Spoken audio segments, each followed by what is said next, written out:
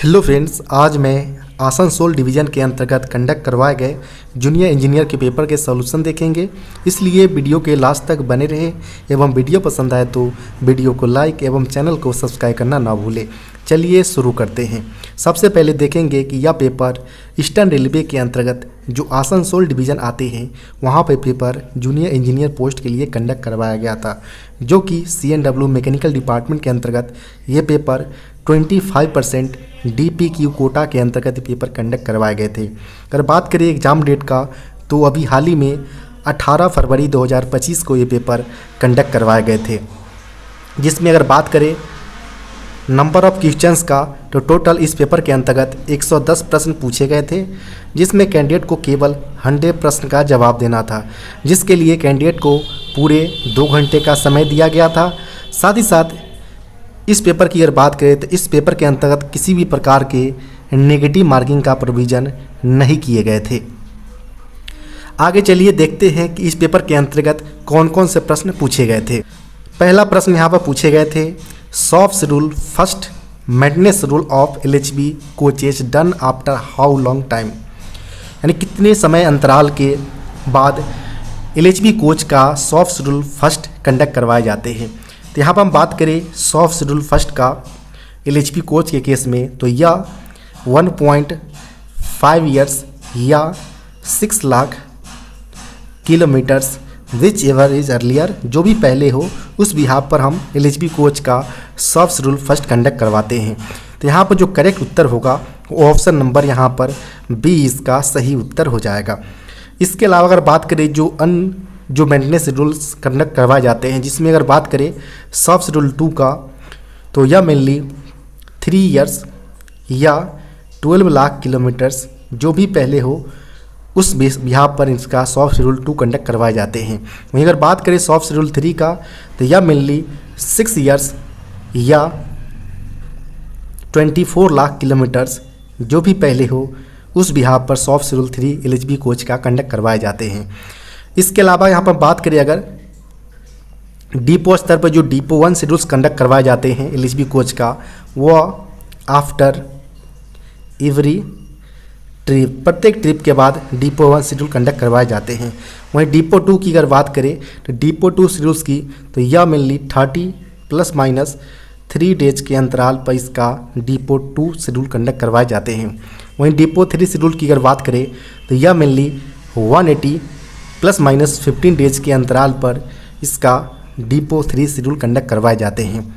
Next प्रश्न यहाँ पर पूछे गए हैं, PL number 21074119 what does 9 indicates. जो ये 8 अंकों का जो PL नंबर दिया गया है, इसमें 9 क्या इंडिकेट कर रहा है वो यहाँ पर पूछे गए हैं। तो PL नंबर की अगर बात करें तो PL नंबर जो है वो प्राइस लिस्ट नंबर इसका फुल फॉर्म होता है। इसका यह टोटल मेनली 8 डिजिट्स का यह नंबर होता है और इसका प्रयोग मेनली स्टॉक आइटम्स को रिप्रेजेंट करने के लिए यूज में लिए जाते हैं। यहाँ पर जो पूछा गया प्रश्न में कि 9 क्या इंडिकेट कर रहा है, तो 9 मेनली जो है वह इसके चेक डिजिट्स को यहाँ पर रिप्रेजेंट करता है। यानी जो एक PL नंबर फॉर्मेशन होते हैं 8 अंकों का, वो सही है या गलत, इसको यहाँ पर चेक करने का जो काम होता है वह चेक डिजिट्स के माध्यम से किया जाता है और यहाँ पर 9 जो है वह यहाँ पर चेक डिजिट्स को रिप्रेजेंट करता है। तो यहाँ पर जो करेक्ट उत्तर होगा वो ऑप्शन नंबर D इसका सही उत्तर हो जाएगा। यहाँ पर हम बात करें एज एग्जाम्पल के तौर पर, हम अगर नक्कल का PL नंबर अगर लेते हैं तो नक्कल का जो PL नंबर होता है वह 38130725 होता है, जिसमें यहाँ पर हम बात करें जो फर्स्ट 2 डिजिट्स होते हैं PL नंबर्स का, वह मेनली मेन ग्रुप को रिप्रेजेंट करता है, मेन ग्रुप को। इसके अलावा अगर बात करें 3rd एवं 4th डिजिट्स की अगर बात करें तो इसके सब ग्रुप को यहाँ पर रिप्रेजेंट करता है, जबकि 5, 6 एवं 7 अंक की अगर बात करें तो आइटम के सीरियल नंबर जो होते हैं, सीरियल नंबर इसको यह रिप्रेजेंट करता है, जबकि लास्ट अंक इसके चेक डिजिट्स को रिप्रेजेंट करता है। यहाँ पर अगर बात करें 38 जो है वह मेनली जो 30 से लेकर 39 के बीच जो मेन ग्रुप्स के जो नंबर्स आते हैं PL नंबर्स, वह मेनली कैरेज एंड वैगन के स्पेयर पार्ट्स के तौर पर यहाँ पर होते हैं। तो यहाँ पर 38 मेनली CNW यानी नक्कल जो है वह मेनली CNW के यहाँ पर पार्ट्स है।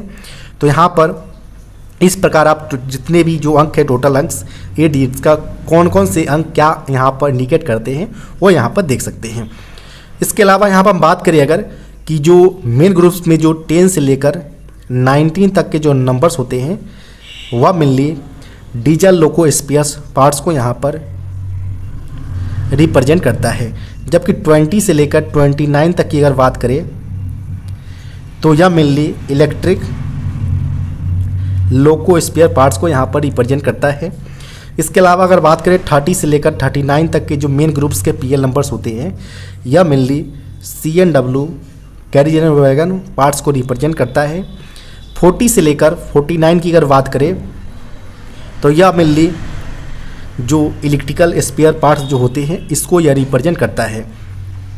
इसके अलावा यहाँ पर हम बात करें अगर 50 से लेकर 59 के जो मेन ग्रुप्स के PL नंबर जो होते हैं यह मेनली SNT सिग्नल एवं टेलीकम्युनिकेशन स्पेयर पार्ट्स को यहाँ पर रिप्रेजेंट करने के लिए यूज में लिया जाता है। इसके अलावा अगर बात करें 60 से लेकर 69 के मेन ग्रुप्स के PL नंबर्स तो यह मेनली पीवे पाथवे एवं इंजीनियरिंग के जो आने वाले जो पार्ट्स होते हैं इनको यह रिप्रेजेंट करता है। इसके अलावा अगर बात करें 70 से लेकर 99 तक के जो PL नंबर मेन ग्रुप्स के होते हैं यह मेनली जनरल स्टोर्स को यहाँ पर रिप्रेजेंट करता है, जबकि 98 के जो मेन ग्रुप्स के नंबर्स होते हैं यह मेनली स्क्रैप आइटम्स को यहाँ पर रिप्रेजेंट करता है। तो इस प्रकार जितने भी जो अलग अलग क्लास है जो मेन ग्रुप को यहाँ पर रिप्रेजेंट करते हैं इसको आप यहाँ पर याद रख सकते हैं। नेक्स्ट प्रश्न यहाँ पर पूछे गए हैं, dead stock should be verified after. Dead stock का वेरिफिकेशन कितने अंतराल में यहाँ पर किया जाना चाहिए वो यहाँ पर पूछा गया है। तो यहाँ पर हम बात करें स्टॉक वेरिफिकेशन का, स्टॉक वेरिफिकेशन जो अलग अलग आइटम्स का जो वेरिफिकेशन का जो इंटरवल होता है वो अलग अलग होता है। यहाँ पर हम बात करें ए वैल्यू आइटम्स का, तो ए वैल्यू आइटम्स का जो वेरिफिकेशन होता है वह मेनली 6 मंथ्स में एक बार यहाँ पर किया जाता है, यानी once in 6 months. B value item की अगर बात करें तो इस प्रकार के आइटम्स का जो वेरिफिकेशन होता है वह 1 ईयर के इंटरवल पर किया जाता है। वहीं सी वैल्यू आइटम की अगर बात करें तो यह मेनली 2 ईयर्स के इंटरवल पर एक बार यहाँ पर किया जाता है। इसके अलावा हम बात करें अगर डेड स्टॉक्स का, तो डेड स्टॉक का जो स्टॉक वेरिफिकेशन इंटरवल होता है वह 1 ईयर में एक बार किया जाता है।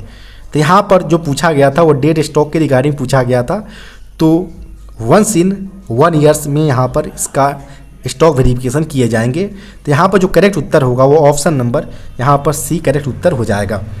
इसके अलावा यहाँ पर जो अक्सर एग्जाम के अंतर्गत पूछे जाते हैं वह इम्प्रेस्ड स्टोर के रिगार्डिंग पूछे जाते हैं। तो इम्प्रेस्ड स्टोर्स का जो स्टॉक वेरिफिकेशन होता है वह 2 ईयर्स के इंटरवल पर किया जाता है। नेक्स्ट प्रश्न यहाँ पर पूछे गए हैं, transportation code of pantry car. Pantry car का जो ट्रांसपोर्टेशन कोड होता है वह WCV यहाँ पर होते हैं। तो यहाँ पर जो करेक्ट उत्तर होगा वो ऑप्शन नंबर सी यहाँ पर सही उत्तर हो जाएगा। इसके अलावा यहाँ पर हम बात करें जो अलग अलग जो यहाँ पर ट्रांसपोर्टेशन कोड अलग अलग कोच और कैरिज स्टॉक के लिए लिया जाता है। जैसे कि हम बात करें अगर RA जो ट्रांसपोर्टेशन कोड है वह मेनली इंस्पेक्शन कैरेज एडमिनिस्ट्रेटिव के लिए यहाँ पर यूज में लिया जाता है। इसके अलावा अगर हम बात करें अगर VPH, तो VPH मेनली जो है वह हाई कैपेसिटी पार्सल वाहन के लिए यहाँ पर एज ए ट्रांसपोर्टेशन कोड के तौर पर यहाँ पर लिया जाता है। इसके अलावा यहाँ पर अगर बात करें CZ वह मेनली चेयर कार को यहाँ पर रिप्रेजेंट करता है। CN जो लास्ट में जो सफिक्स के तौर पर लिया जाता है यह मेनली 3 टियर स्लीपर कोच को यहाँ पर जो AC कोच होते हैं इनको रिप्रेजेंट करता है। जबकि यहाँ पर हम बात करें अगर CW यहाँ पर 2 टियर को यहाँ पर रिप्रेजेंट करता है। इसके अलावा GS या self generating second class sleeper को रिप्रेजेंट करता है। इसके अलावा अगर बात करें CTZ जो अक्सर पूछा जाता है यह मेनली टूरिस्ट जो चेयर कार होते हैं उसको यह रिप्रेजेंट करता है। तो इस प्रकार आप अलग अलग जो ट्रांसपोर्टेशन कोड है उसको आप याद रख सकते हैं। नेक्स्ट प्रश्न यहाँ पर पूछे गए हैं, which part is not use in ICF trolley. ICF trolley में किस प्रकार के पार्ट्स का उपयोग नहीं किया जाता है। तो यहाँ पर हम बात करें अगर तो डैशबोर्ड्स का प्रयोग किए जाते हैं एज ए प्राइमरी सस्पेंशन जो होते हैं ICF बोगी का, यहाँ पर एज ए डैशबोर्ड्स का यहाँ पर काफ़ी इंपॉर्टेंट रोल्स होते हैं। साइड वेयर जहाँ पर जो कोच बॉडी का वेट है वह ट्रॉली पर यहाँ पर ट्रांसमिट साइड वेयर के माध्यम से ही होते हैं। इसके अलावा अगर बात करें तो vertical shock absorber, secondary suspension, bolster spring को सपोर्ट करने के लिए यहाँ पर लगे होते हैं। जबकि ड्रैग लिंक्स ऐसा कोई भी पार्ट्स यहाँ पर अवेलेबल नहीं है ICF बोगी के अंतर्गत। यहाँ पर ऑप्शन नंबर जो होगा वो ऑप्शन नंबर डी इसका सही उत्तर हो जाएगा। नेक्स्ट प्रश्न यहाँ पर पूछे गए हैं, yellow strips on end body of ICF indicates. ICF के बॉडी के ऊपर जो येलो स्ट्रिप्स लगे होते हैं इंड बॉडी के ऊपर, वह मेनली इसकी एंटी टेलीस्कोपिस को यहाँ पर रिप्रेजेंट करता है। यहाँ पर ऑप्शन नंबर ए इसका सही उत्तर हो जाएगा। नेक्स्ट प्रश्न यहाँ पर पूछे गए हैं, how many emergency window provided in AC, ICF और RCF कोचेज। AC, ICF और RCF कोच में नंबर ऑफ इमरजेंसी विंडो पूछा गया है जो कि 4 की संख्या में यहाँ पर अवेलेबल होते हैं। तो ऑप्शन नंबर यहाँ पर सी इसका सही उत्तर हो जाएगा। नेक्स्ट प्रश्न यहाँ पर पूछे गए हैं, how the weight of the body is transferred on trolley in ICF coaches. ICF coach में जो ट्रॉली के ऊपर जो बॉडी का वेट्स होते हैं वह किसके माध्यम से ट्रांसमिट होते हैं। तो यह मेनली साइड वेयर के माध्यम से यहाँ पर किया जाता है। ऑप्शन नंबर सी इसका सही उत्तर हो जाएगा। इसके अलावा यहाँ पर बात करेगा साइड वेयर के अंतर्गत जो यूज किए जाने वाले जो बियरिंग पीस होते हैं।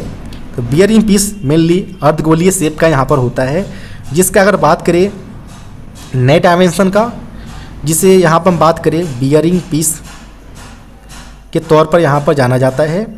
और इसका नए कंडीशन में जो डायमेंशन होते हैं 45 mm, लास्ट 100 पीस साइज की अगर बात करें तो 43.5 mm यहाँ पर होते हैं। जबकि कंडम कंडीशन में इसका जो डायमेंशन होता है 42 mm यहाँ पर होते हैं। इसके अलावा यहाँ पर बात करें अगर तो साइड वेयर के अंतर्गत यहाँ पर बियरिंग प्लेट्स का भी यहाँ पर यूज किया जाता है। तो बियरिंग प्लेट्स की अगर बात करें, बियरिंग प्लेट, तो इसके नए कंडीशन में डायमेंशन जो होते हैं वो 10 mm, last of issue size 9 mm और कंडम कंडीशन 8.5 mm पर यहाँ पर किया जाता है। तो यह आप साथ साथ याद रखें, यहाँ से प्रश्न अक्सर पूछे जाते हैं।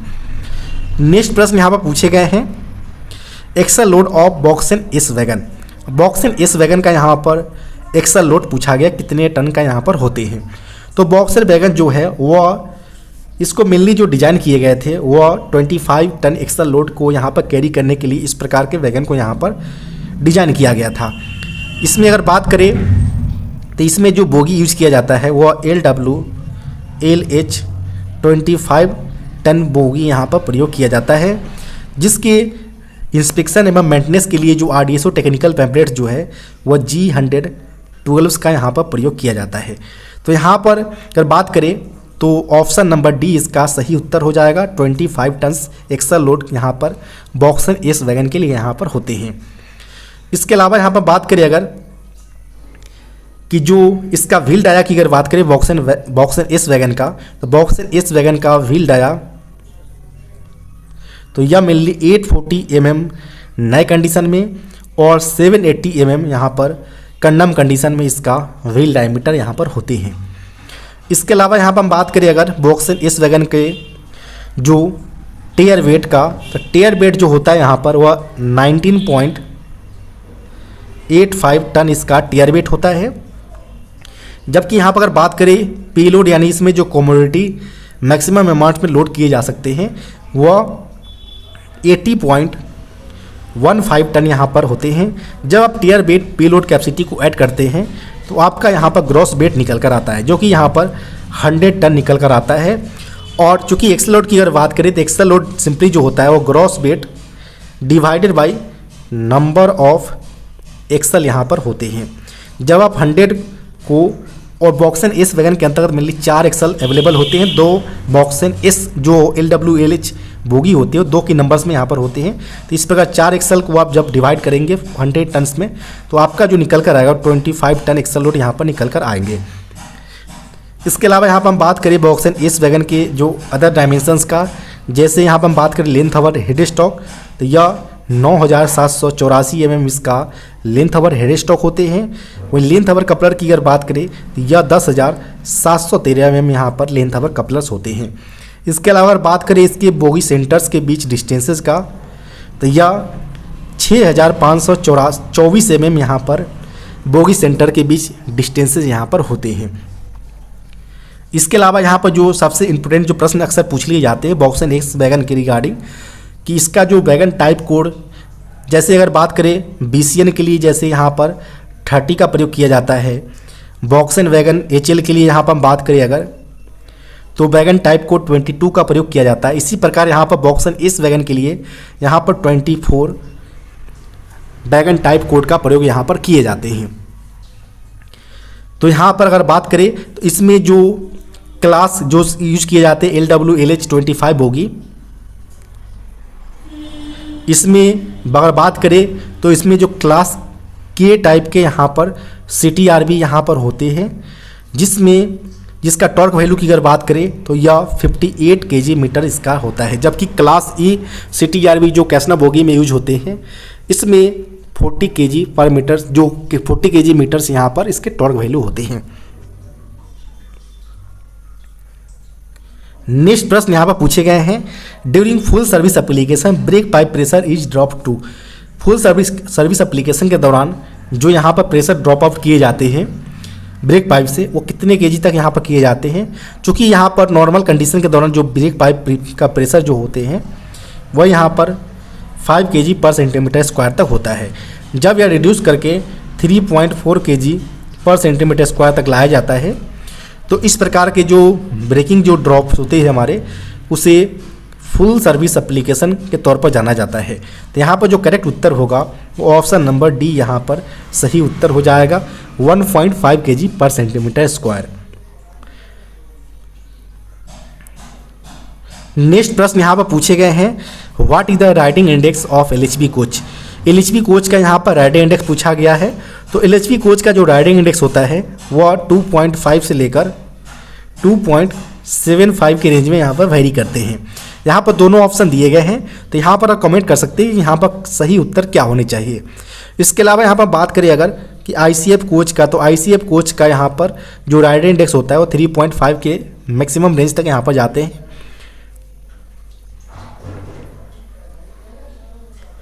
नेक्स्ट प्रश्न यहाँ पर पूछे गए हैं, permissible variation in new wheel tread diameters for 4 wheeler trolley on the same axle for broad gauge bogie wagons.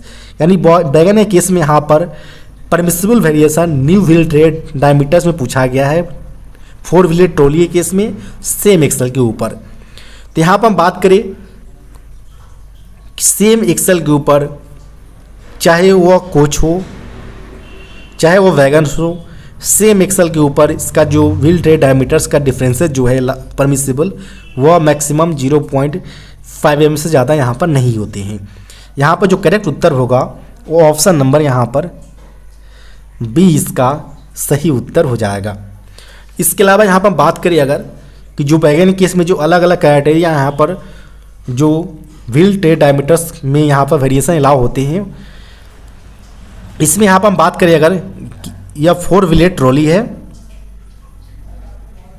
इसके अलावा यहाँ पर हम 6 व्हीलर ट्रॉली, इसके अलावा यहाँ पर हम बात करें अगर 4 व्हीलर यूनिट्स जिसमें यहाँ पर BVZC, इसके अलावा यहाँ पर BLC वैगन्स के केस में हम लेंगे जिसमें यहाँ पर सेम एक्सल, सेम बोगी और सेम वैगन्स, तीनों केस में यहाँ पर हम देखेंगे। यहाँ पर हम बात करें 4 व्हीलर ट्रॉली जिसमें यहाँ पर कैसना बोगी वगैरह यहाँ पर एग्जांपल के तौर पर आ जाएंगे, जिसमें अगर बात करें सेम एक्सल पर 0.5 mm यहाँ पर डिफरेंस अलाउ होते हैं, सेम बोगी में 13 mm, जबकि सेम वैगन्स के केस में 25 mm यहाँ पर अलाउ होते हैं। वहीं 6 व्हीलर ट्रॉली की अगर बात करें जिसमें VF80 वैगन जो होते हैं, जिसमें नंबर ऑफ एक्सेल पर बोगी 3 के नंबर्स में अवेलेबल होते हैं। तो इस केस में हम बात करें अगर, तो इसमें जो सेम एक्सेल के ऊपर 0.5 mm, इसके अलावा सेम बोगी पर 6 mm और सेम वैगन में भी 6 mm यहाँ पर व्हील टायर डिफरेंस अलाउ होते हैं। 4 व्हीलेड यूनिट जिसमें BBZC ब्रेक वांस आते हैं, इसमें सेम एक्सेल पर 0.5 mm। चूँकि यहाँ पर किसी प्रकार का बोगी अवेलेबल नहीं होती है, एज अ यूनिट्स के फॉर्म में होते हैं 4 व्हीलेड यूनिट्स के तौर पर, तो इसमें सेम वैगन यानी चारों जो चक्के लगे होते हैं, इसमें जो मैक्सिमम अलाउबल होता है वो 25 mm यहाँ पर मैक्सिमम परमिसिबल होते हैं।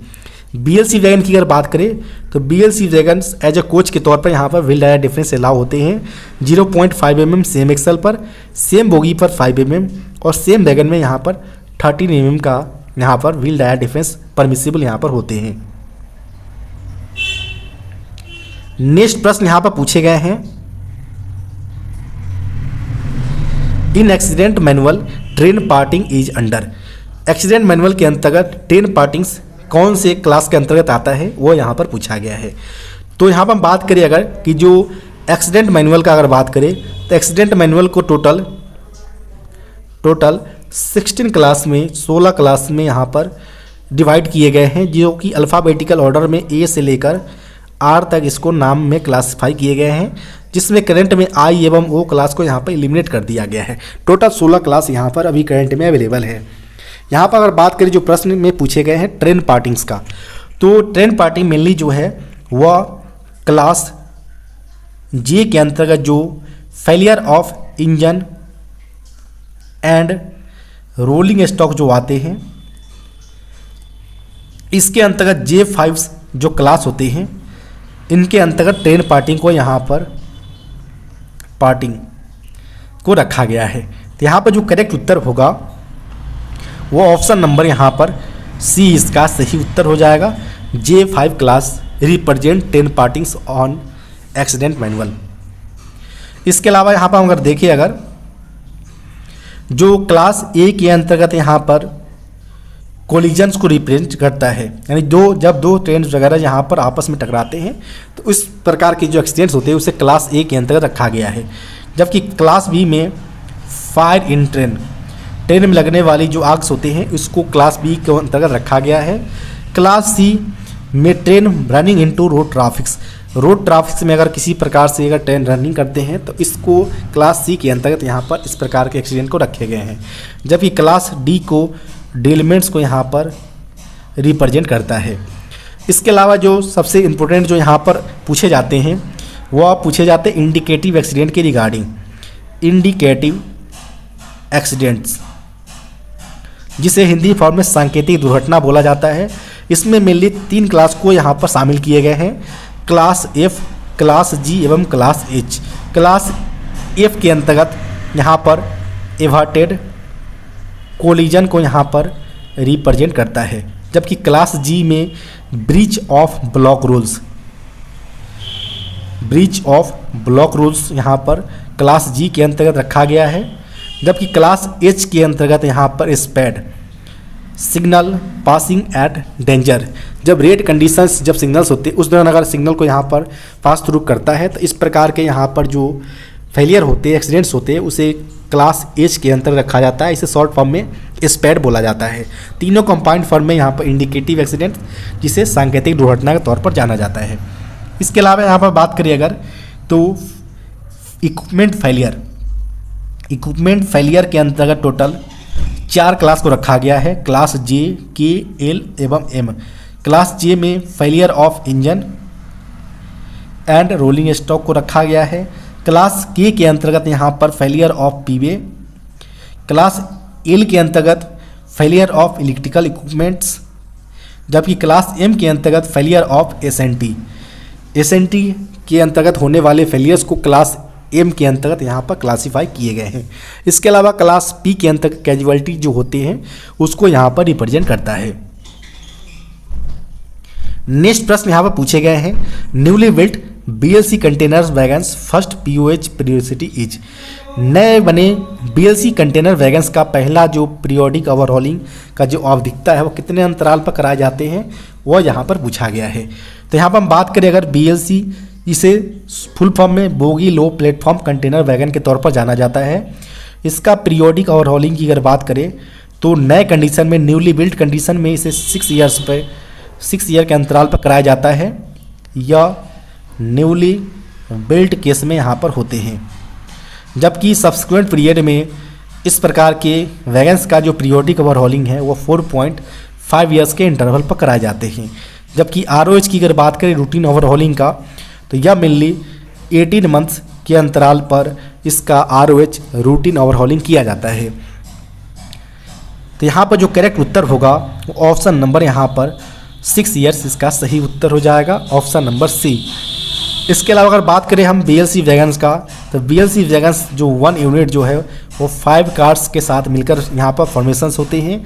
इसमें 5 जो कार्स होते हैं जिसमें दोनों एंड पर यहाँ पर A कार होते हैं, बीच के मिडल पोर्शन में यहाँ पर 3 B कार्स एक दूसरे से स्लैक लेस ड्रो बार के जरिए कनेक्टेड होते हैं। A कार्स के जो लास्ट एंड होते हैं वहाँ पर CVC लगे होते हैं जिसका हाइट रेल लेवल से 1105 mm, जबकि स्लैक लेस ड्रो बार का रेल लेवल से हाइट्स 845 mm इसका मैक्सिमम हाइट होता है। इसके अलावा यहाँ पर अगर बात करें तो BLC वैगन के अंतर्गत एम्प्टी एवं लोडेड कंडीशन को ऑटोमेटिक रूप से सेंस करने के लिए इसमें LSD लोड सेंसिंग डिवाइस का प्रोविज़न किए गए हैं, जिसमें अगर बात करें तो प्रत्येक बोगी के ऊपर एक के नंबर्स में यहाँ पर LSD प्रोविज़न किए गए हैं, यानी 2 के नंबर्स में यहाँ पर LSD प्रत्येक BLC कार्स में यहाँ पर अवेलेबल होते हैं। वहीं अगर आपसे बोवारिन के लिए पूछा जाता है तो बोवारिन केस में 01 के नंबर्स में यहाँ पर LSD अवेलेबल होती हैं, तो इसको भी आप यहाँ पर याद रखें। नेक्स्ट प्रश्न यहाँ पर पूछे गए हैं, C class ODC shall be moved during. C class ODC का मूवमेंट कब किया जाएगा? तो यह मेनली जो C class over dimensional consignments है यह इनका मूवमेंट मेनली डे लाइट दिन के उजाले में यहाँ पर किया जाता है। यहाँ पर ऑप्शन नंबर A इसका सही उत्तर हो जाएगा। इसके अलावा यहाँ पर हम बात करें अगर, तो इसका जो स्पीड लिमिट रखा गया है एज इन रूट के केस में मैक्सिमम स्पीड लिमिट 25 kmph रखा गया है। और इसके अलावा अगर बात करें तो इसमें स्कॉटिंग स्टाफ की यहाँ पर रिक्वायरमेंट यहाँ पर होते हैं, और इसके जो सैंक्शनिंग अथॉरिटी जो होते हैं वह केवल और केवल CRS यानी कमिश्नर ऑफ रेलवे सेफ्टी होते हैं। इनके सैंक्शनिंग के होने के बाद ही यहाँ पर ऑपरेटिंग डिपार्टमेंट के द्वारा यहाँ पर अप्रूवल मूवमेंट्स के लिए यहाँ पर C क्लास ODC का दिया जाता है। इसके अलावा यहाँ पर बात करें अगर कि जो ODC है ओवर डायमेंशनल कंसाइनमेंट, इनका मिनिमम क्लियरेंस जो फिक्स्ड स्ट्रक्चर से होता है, साथ ही साथ जो इलेक्ट्रिक सेक्शंस के अंतर्गत जो OHE वायर्स होते हैं, कंसाइनमेंट्स होते हैं, इनके गैप के मेजरमेंट्स के आधार पर ही यहाँ पर इनको क्लास डिसाइड किए जाते हैं। अगर बात करें तो मेनली 3 क्लासेज यहाँ पर A, B, C क्लास यहाँ पर ODC के अंतर्गत होते हैं। A क्लास ODC को परमिटेड आउट ऑफ गेज के तौर पर जाना जाता है, जबकि क्लास B को एक्सेप्शनल आउट ऑफ गेज के तौर पर, क्लास C को extra ordinary out of gauge के तौर पर जाना जाता है। क्लास ODC की अगर बात करें तो यह मेनली जो डिसाइड किए जाते हैं वह ऑपरेटिंग डिपार्टमेंट के द्वारा जो ओरिजिनेटिंग जोन्स होते हैं, डेस्टिनेशन जोन होते हैं, और जितने भी पास थ्रू होने वाले जो कंसर्न जोन हैं इनके द्वारा इनका क्लास यहाँ पर डिसाइड किए जाते हैं। जबकि क्लास C ODC के बिहाफ में अगर बात करें तो इनका कमिश्नर ऑफ रेल सेफ्टी के सैंक्शनिंग होने के बाद ही यहाँ पर ऑपरेटिंग डिपार्टमेंट के द्वारा अप्रूवल दिए जाते हैं। अगर बात करें क्लास A ODC का, तो क्लास A ODC का यहाँ पर जो विद इन डिवीजन और सैंक्शन अथॉरिटी होते हैं वो DRM होते हैं, जबकि यहाँ पर इंटर डिवीजन के केस में और इंटर रेलवे के केस में अगर बात करें तो इसमें जो COM होते हैं वो यहाँ पर रिस्पॉन्सिबल होते हैं एज ए सैंक्शन अथॉरिटी के तौर पर। वहीं अगर बात करें स्पीड लिमिट्स का क्लास A ODC के केस में, तो यहाँ पर सेक्शनल स्पीड यहाँ पर देखे जाते हैं, जबकि यहाँ पर टर्न आउट स्टेशन एवं जो यार्ड्स के बिहाफ पर अगर देखें तो 8 kmph में यहाँ पर अलाउ किए जाते हैं। मूवमेंट्स की अगर बात करें तो A क्लास ODC का मूवमेंट्स डे एवं नाइट्स में दोनों दौरान यहाँ पर किया जाता है। किसी प्रकार के स्कॉटिंग स्टाफ की रिक्वायरमेंट यहाँ पर नहीं होते हैं। जबकि B क्लास ODC की अगर बात करें तो इसका भी जो विद इन डिवीजन जो सैंक्शन अथॉरिटी होते हैं वह DRM होते हैं, जबकि inter division of same zone और इंटर रेलवे के केस में COM यहाँ पर एज ए सैंक्शन अथॉरिटी के तौर पर यहाँ पर रिस्पॉन्सिबल होते हैं। इसके अलावा 40 kmph मैक्सिमम स्पीड लिमिट्स यहाँ पर इन रूट के केस में क्लास बी ओडीसी के लिए यहाँ पर होते हैं, जबकि डे एवं नाइट्स के दौरान विथ स्कॉटिंग स्टाफ, इसमें स्कॉटिंग स्टाफ की यहाँ पर रिक्वायरमेंट यहाँ पर होते हैं। तो यहाँ पर आप 25 kmph C class ODC, B class ODC 40 kmph, इसके अलावा यहाँ पर A class ODC sectional speed के साथ यहाँ पर इन रूट के दौरान मूवमेंट कराए जाते हैं। नेक्स्ट प्रश्न यहाँ पर पूछे गए हैं, as per new wagon numbering scheme first 2 digits will indicate. नए वैगन नंबरिंग स्कीम के अनुसार पहला 2 अंक जो है वो क्या इंडिकेट करेगा, वो यहाँ पर पूछा गया है। तो यहाँ पर हम बात करें अगर कि नए वैगन नंबरिंग स्कीम जो है वो टोटल 11 डिजिट्स का यहाँ पर होता है, 11 डिजिट्स का। एज एग्जाम्पल के तौर पर अगर हम लेते हैं यहाँ पर, तो कोई एक हम यहाँ पर नंबर्स लेंगे, यहाँ पर 100, 8, 9, 7, 6, 0, 2, 0, 7। यहाँ पर हम बात करें अगर फर्स्ट 2 डिजिट्स जो होता है वह टाइप ऑफ वैगन को रिप्रेजेंट करता है। यहाँ पर जो 10 है वह यहाँ पर वॉक्सेन M1 वर्जन को यहाँ पर रिप्रेजेंट करता है, जबकि 3rd एवं 4 डिजिट्स जो है वो ऑनिंग रेलवे, किस रेलवे से ये वैगन बिलोंग करता है उसको यह रिप्रेजेंट करता है। 0 वॉट मिलनी जो है वह यहाँ पर वेस्टर्न रेलवे WR को यहाँ पर रिप्रेजेंट करता है। 9, 7 की अगर बात करें यानी 5th एवं 6th प्लेस पर जो अंक्स होते हैं वह इसके ईयर ऑफ मैन्युफैक्चर्स, और 97 यहाँ पर दिया गया, यानी 1997 के अंतर्गत इसका वैगन का मैन्युफैक्चर किया गया था, जिसमें लास्ट 2 अंक्स 97 यहाँ पर 5वें एवं 6ठे स्थान पर यहाँ पर लिया जाता है रिप्रेजेंट करने के लिए। जबकि 7th, 8, 9, 10 की अगर बात करें तो यह इसके सीरियल नंबर्स को यहाँ पर रिप्रेजेंट करता है, जबकि 7 जो है इसके चेक डिजिट्स को यहाँ पर रिप्रेजेंट करता है। तो इस प्रकार आप जितने भी जो अलग अलग पोजीशंस पर डिजिट्स पर जो नंबर जो इंडिकेट करते हैं वो यहाँ पर आप देख सकते हैं, इसको आपको याद रखने हैं। तो यहाँ पर जो प्रश्न पूछा गया था पहले 2 डिजिट्स वो इसके टाइप ऑफ वैगन को रिप्रेजेंट करेगा, यहाँ पर ऑप्शन नंबर बी करेक्ट उत्तर होंगे। नेक्स्ट प्रश्न यहाँ पर है, the wheel gauge should be measured on. Wheel gauge कब मेजर किया जाना चाहिए? तो व्हील गेज का मेजरमेंट जो है वो हमेशा ऑफ लोड कंडीशन के दौरान ही किया जाता है। यहाँ पर ऑप्शन नंबर ए इसका सही उत्तर हो जाएगा। व्हील गेज की अगर बात करें तो एक ही एक्सल पर 2 चक्कों के व्हील फ्लैंज के बीच के जो डिस्टेंसेज होते हैं इसे व्हील गेज के तौर पर जाना जाता है। और इस पर बात करें इसके डायमेंशन का, तो इसका जो डायमेंशन होता है वो 1600 + 2 - 1 mm के रेंज में यहाँ पर होते हैं, जिसमें 1600 mm जो होता है इसका स्टैंडर्ड डायमेंशन होता है, और +2 की अगर बात करें यानी 1602 mm जो इसके मैक्सिमम लिमिट्स होते हैं, और 1599 की अगर बात करें तो इसका मिनिमम व्हील गेज लिमिट्स यहाँ पर होते हैं।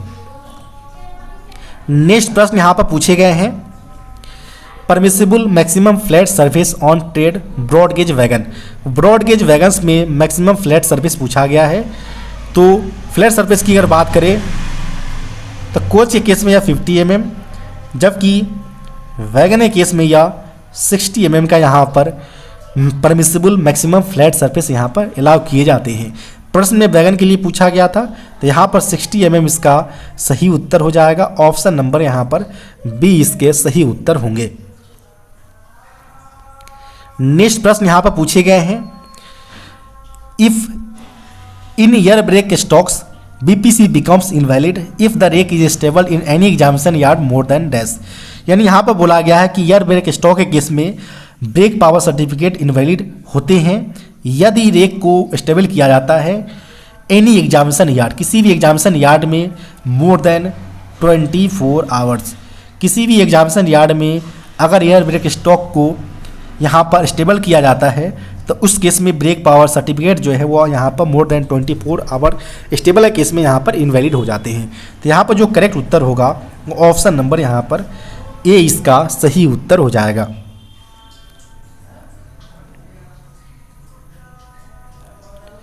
नेक्स्ट प्रश्न यहाँ पर पूछे गए हैं, during break application air flow firms. Break application के दौरान जो एयर का फ्लो होता है वो कहाँ से कहाँ तक होता है? तो यहाँ पर हम बात करिए अगर एयर DV है यह कंट्रोल रिजर्वायर्स होते हैं, यह ब्रेक सिलेंडर का यहाँ पर कनेक्शन होते हैं, और एक कनेक्शन यहाँ पर ER ऑक्सिलरी रिजर्वायर का यहाँ पर होता है, और एक यहाँ पर BP पाइप का कनेक्शन होते हैं।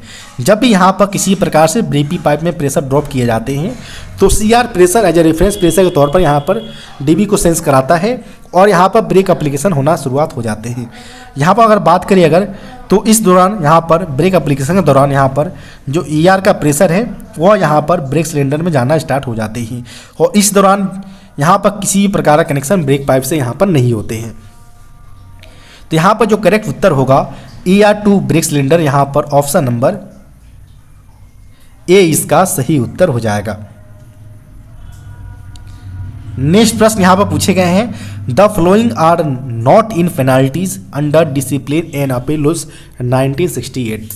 जो डिसिप्लिन एवं अपील लॉज, अनुशासन एवं अपील नियम 1968 जो लाया गया था वह मिलली 1 अक्टूबर 1968 को लाया गया था। इसमें अगर बात करें जो पूछा गया किस प्रकार को यहाँ पर एज ए पेनाल्टी के तौर पर नहीं लिया गया है, तो यहाँ पर सेंसियोर, स्टॉपेज ऑफ पास, PTOज, ये तीनों मिलनी जो है वह यहाँ पर SF11 माइनर पेनाल्टी, छोटी शास्ति का यहाँ पर हिस्सा है। जबकि यहाँ पर अगर बात करें वार्निंग का, तो वार्निंग किसी प्रकार का यहाँ पर पेनाल्टीज के तौर पर नहीं दिया जाता है। यहाँ पर ऑप्शन नंबर बी इसका सही उत्तर हो जाएगा। नेक्स्ट प्रश्न यहाँ पर पूछे गए हैं, what is the thickness of roof seat in ICF coaches. ICF coach में जो रूफ सीट प्रयोग किए जाते हैं इनका थिकनेस पूछा गया है। तो ICF कोच के केस में अगर बात करें, चाहे वह साइड वाल हो या यहाँ पर बात करें अगर इसके रूफ सीट्स का, दोनों केसों में जो मटेरियल यूज में लिए जाते हैं वह यहाँ पर कॉटन स्टील का यहाँ पर प्रयोग किया जाता है। इसमें अगर बात करें अगर, इसे हम IRSM 41 के तौर पर भी जानते हैं। साइड वाल के अगर थिकनेस की अगर बात करें तो साइड वाल का थिकनेस 2 mm का यहाँ पर होता है, जबकि रूफ सीट के थिकनेस की अगर बात करें तो 1.6 mm थिकनेस के कॉटन स्टील सीट्स का यहाँ पर प्रयोग एज ए रूफ के तौर पर ICF कोच में किया जाता है। यहाँ पर जो करेक्ट उत्तर होगा वो ऑप्शन नंबर यहाँ पर 1.6 mm इसका सही उत्तर हो जाएगा, ऑप्शन नंबर डी।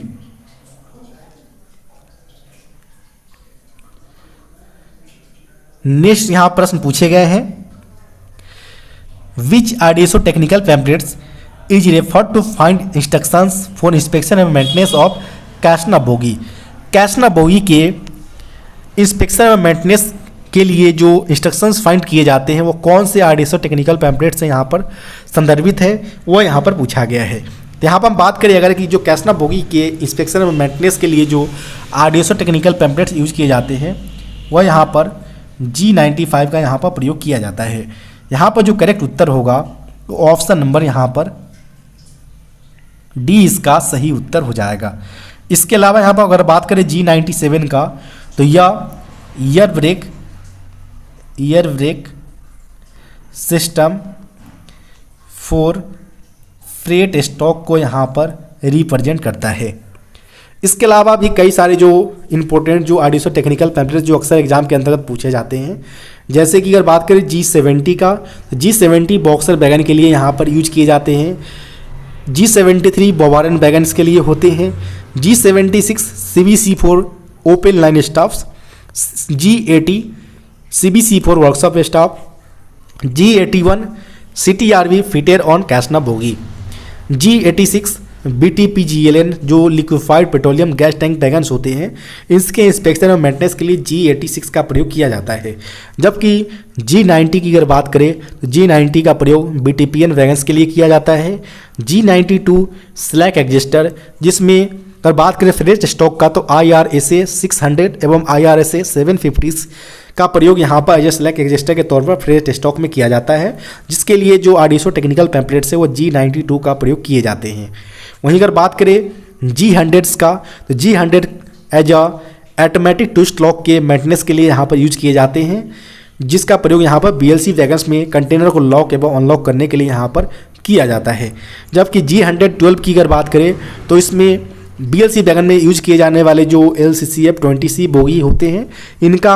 इसके अलावा अगर बात करिए BOXN S BLC S wagons में जो LWLH बोगी होते हैं इनका रखरखाव जो होता है वो G112 के अंतर्गत किया जाता है, जबकि LWLH 25 बोगी के अंतर्गत यूज किए जाने वाले क्लास के CTRB इसके मेंटेनेंस का अगर बात करें तो यह G113 के अंतर्गत यहाँ पर किया जाता है। नेक्स्ट प्रश्न यहाँ पर पूछे गए हैं, wheel base of casnub bogie is. Casnub bogie का यहाँ पर व्हील बेस पूछा गया जो कि 2000 ±5 mm के रेंज में यहाँ पर होते हैं। यहाँ पर ऑप्शन नंबर ए इसका सही उत्तर हो जाएगा। इसके अलावा यहाँ पर अगर बात करें तो ICA बोगी का पूछे जाते हैं जो कि 2896 mm इसका व्हील बेस होता है। फिएट बोगी जो कि मेनली LHB कोच में यूज में लिए जाते हैं, तो इसमें अगर बात करें यहाँ पर व्हील बेस का 2560 mm। वंदे भारत की केस में अगर बात करें तो व्हील बेस 2700 mm यहाँ पर लिया जाता है। नेक्स्ट प्रश्न यहाँ पर पूछे गए हैं, फ्रिक्शन कोफिशिएंट ऑफ के टाइप कंपोजिट ब्रेक ब्लॉक्स। जो के टाइप्स के जो कंपोजिट ब्रेक ब्लॉक्स जो है इनका फ्रिक्शन कोफिशिएंट पूछा गया कितना होता है। इनका फ्रिक्शन कोफिशिएंट 0.25 यहाँ पर लिए जाते हैं। और इस प्रकार के जो कंपोजिट ब्रेक ब्लॉक्स है इसका प्रयोग यहाँ पर BMBS ब्रेक सिस्टम वाले कोचेज एवं वैगन्स में यहाँ पर किए जाते हैं। इसके अलावा अगर बात करें एल टाइप्स के केस में तो एल टाइप केस में जो फ्रिक्शन कोफिशिएंट होता है वह यहाँ पर 0.17 होते हैं। और एल टाइप्स का जो ब्रेक ब्लॉक्स होते हैं इसका प्रयोग under frame mounted year brake system के अंतर्गत यहाँ पर किए जाते हैं। यहाँ पर के टाइप के लिए पूछा गया था 0.25 फ्रिक्शन कोफिशिएंट्स ऑफ के type composite brake blocks. Next प्रश्न यहाँ पर है, single pipe system works on. Single pipe जो ब्रेक सिस्टम होते हैं वह मेनली BP यानी ब्रेक पाइप पर यहाँ पर कार्यरत होते हैं। यहाँ पर डट कलेक्टर लगा होता है। यहाँ पर अगर बात करें तो डट कलेक्टर से आगे बढ़ने पर यहाँ पर एक आइसोलेटिंग बॉक्स लगे होते हैं। फिर जैसे ही आगे बढ़ते हैं तो यहाँ पर आपका कनेक्शन DB से होता है। DB एक दूसरे से कॉमन पाइप ब्रैकेट के जरिए CR से कनेक्टेड होते हैं और एक पाइप यहाँ पर ER को भेजा जाता है। इसके अलावा यहाँ पर ब्रेक सिलेंडर जो होते हैं वो डायरेक्ट रूप से ब्रेक DB से कनेक्टेड होते हैं। इस प्रकार यहाँ पर सिंगल पाइप ब्रेक सिस्टम यहाँ पर कार्यरत होते हैं। वह मेनली BP प्रेशर से यहाँ पर फंक्शनिंग होते हैं। यहाँ पर बात करें करेक्ट उत्तर का तो ऑप्शन नंबर यहाँ पर ए इसका सही उत्तर हो जाएगा। नेक्स्ट प्रश्न यहाँ पर है, what is the purpose of manipulator. Manipulator का यहाँ पर पर्पस पूछा गया है। फॉर डाउन हैंड वेल्डिंग के लिए यहाँ पर प्रयोग किए जाते हैं। ऑप्शन नंबर यहाँ पर बी इसका सही उत्तर हो जाएगा। नेक्स्ट प्रश्न यहाँ पर पूछे गए हैं, at what interval intermediate overhauling of ICF coach is done. Intermediate overhauling of ICF coach की अगर बात करें तो यह मेनली 9 मंथ्स प्लस 30 डेज के अंतराल पर इसका इंटरमीडिएट ओवरहॉलिंग किए जाते हैं। यहाँ पर जो करेक्ट उत्तर होगा वो ऑप्शन नंबर यहाँ पर डी 9 मंथ्स प्लस 30 डेज इसका सही उत्तर हो जाएगा। इसके अलावा अगर बात करें ICF ब्रेक के POH का तो यह मेनली 18 मंथ्स के अंतराल पर ICF ब्रेक का यहाँ पर पीरियोडिक ओवरहॉलिंग किया जाता है।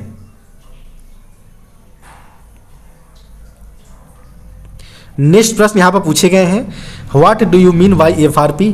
FRP से आप क्या समझते हैं। तो FRP मेनली जो होता है फाइबर रेनफोर्स्ड प्लास्टिक को यहाँ पर रिप्रेजेंट करता है। यहाँ पर ऑप्शन नंबर बी इसका सही उत्तर हो जाएगा।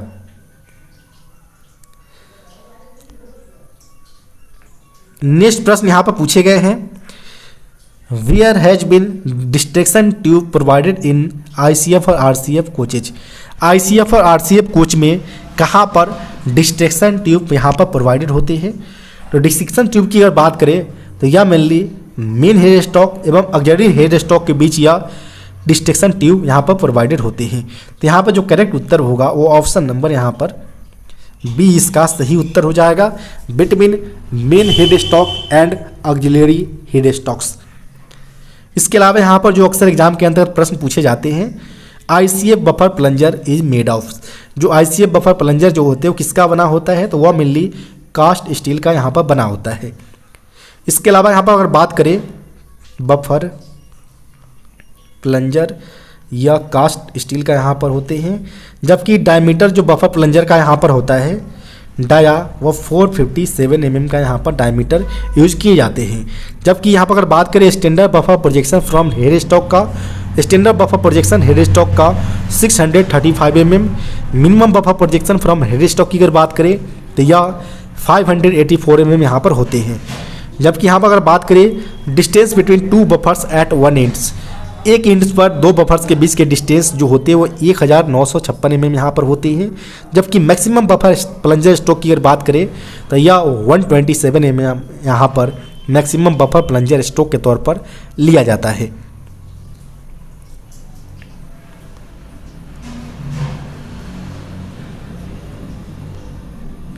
नेक्स्ट प्रश्न यहाँ पर पूछे गए हैं, in SAB double acting means, SAB के अंतर्गत यहाँ पर डबल एक्टिंग का यहाँ पर क्या अर्थ होता है वह यहाँ पर पूछा गया है। तो एसएबी यानी स्लैक एडजस्टर बैरल होता है। इसका अगर बात करें मेन फंक्शन का तो यह मेनली व्हील ट्रेड एवं ब्रेक ब्लॉक के बीच के जो गैप्स होते हैं उनको यह ऑटोमेटिक रूप से यहाँ पर मेंटेन किया जाता है एसएबी के माध्यम से। जबकि यहाँ पर डबल एक्टिंग पूछा गया है तो यहाँ पर बोथ डायरेक्शंस के अंतर्गत करेक्ट जो वैल्यू होता है गैप का वह व्हील ट्रेड एवं ब्रेक ब्लॉक के बीच, इसको जब मेंटेन करने का काम जो किया जाता है वह एसएबी के माध्यम से किया जाता है। और यह फंक्शनिंग जो होते हैं वो डबल एक्टिंग मैकेनिज्म के अंतर्गत यह प्रोसीजर यहाँ पर होते हैं। तो यहाँ पर जो करेक्ट उत्तर होगा वो ऑप्शन नंबर यहाँ पर डी इसका सही उत्तर हो जाएगा। Brake shoe clearance is adjusted to its correct value both ways, दोनों तरीके से यहाँ पर इसके करेक्ट वैल्यू को यहाँ पर एडजस्ट किया जाता है ब्रेक शू क्लियरेंस के अंतर्गत।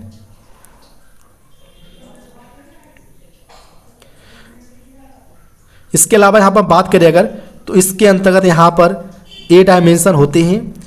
ए डायमेंशन जो मेनली होते हैं वो कंट्रोल्ड हेड एवं बैरल ऑफ एसएबी जो होते हैं इसके बीच के क्लियरेंस को हम ए डायमेंशन के तौर पर जानते हैं। और ए डायमेंशन जो होते हैं वो मेनली 70 + 2 - 0 mm यहाँ पर लिया जाता है ऑल टाइप्स बोई के केस में। जबकि 27 + 2 - 0 mm जो होता है वह यहाँ पर बोवारन के केस में एज ए डायमेंशन के तौर पर लिया जाता है।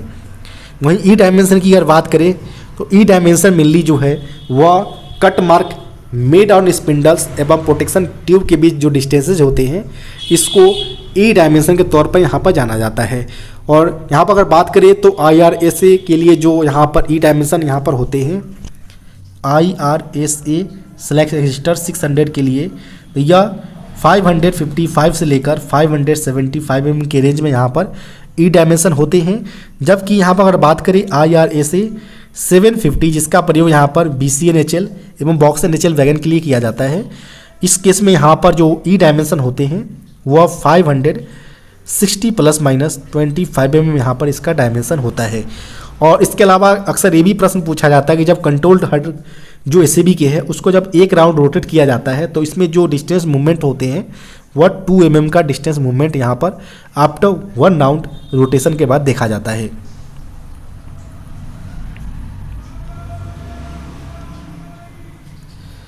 नेक्स्ट प्रश्न यहाँ पर पूछे गए हैं, the vent hole provided in cut off angle cock to when angle cock is close. जब एंगल कॉक क्लोज किया जाता है तो इस दौरान जो यहाँ पर वेंट होल का क्या लगाने क्या पर्पस है, जब यहाँ पर कटअप एंगल कॉक को यहाँ पर बंद रखे जाते हैं। तो कटअप एंगल कॉक की अगर बात करें यहाँ पर जब इसको बंद किया जाता है कटअप एंगल कॉक को तो इसका जो हैंडल होता है परपेंडिकुलर टू इसके एंगल कॉक जो एंगल कॉक होते हैं इनसे होते हैं इसके हैंडल का। इस दौरान यहाँ पर सिंपली जो क्लोज कंडीशन में यहाँ पर जो प्रेशर अवेलेबल होते हैं ईयर हॉज के अंतर्गत वो यहाँ पर एटमॉस्फेयर में यहाँ पर चले जाते हैं। यानी जो यहाँ पर करेक्ट उत्तर होगा वो ऑप्शन नंबर यहाँ पर ए इसका सही उत्तर हो जाएगा। Exhaust air pressure from air hose into atmosphere, यानी उस दौरान जो भी एयर प्रेशर अवेलेबल होंगे ईयर होज के अंतर्गत वह यहाँ पर वातावरण के अंतर्गत डिस्चार्ज कर दिया जाएगा। नेक्स्ट प्रश्न यहाँ पर पूछे गए हैं, if DV is having leakage, अगर डीवी के पास डिस्ट्रीब्यूटर वाल्व के अंतर्गत किसी प्रकार का लीकेज है तो सबसे पहले जो यहाँ पर हम डीवी को आइसोलेट करेंगे। फिर भी किसी प्रकार का अगर लीकेज यहाँ पर पाया जाता है तो इस केस में यहाँ पर जो डीवी की तरफ जाने वाले जो ब्रांच पाइप्स होते हैं बीपी से, वहाँ पर लगे आइसोलेटिंग कॉक को यहाँ पर सिंपली यहाँ पर हम क्लोज कर देंगे, यानी close the isolating cock of BP branch pipes. तो इस केस में यहाँ पर कंप्लीटली रूप से यहाँ पर डीबी के अंतर्गत किसी प्रकार का प्रेशर यहाँ पर नहीं जा पाएंगे।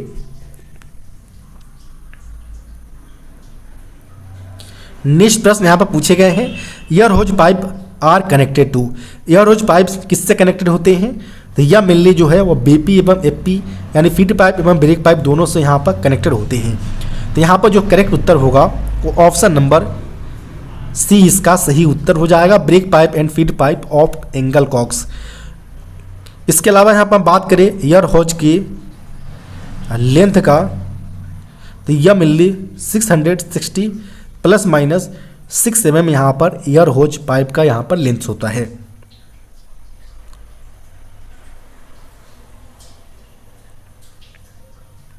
नेक्स्ट प्रश्न यहाँ पर पूछे गए हैं, the function of return spring provided in a brake cylinder is.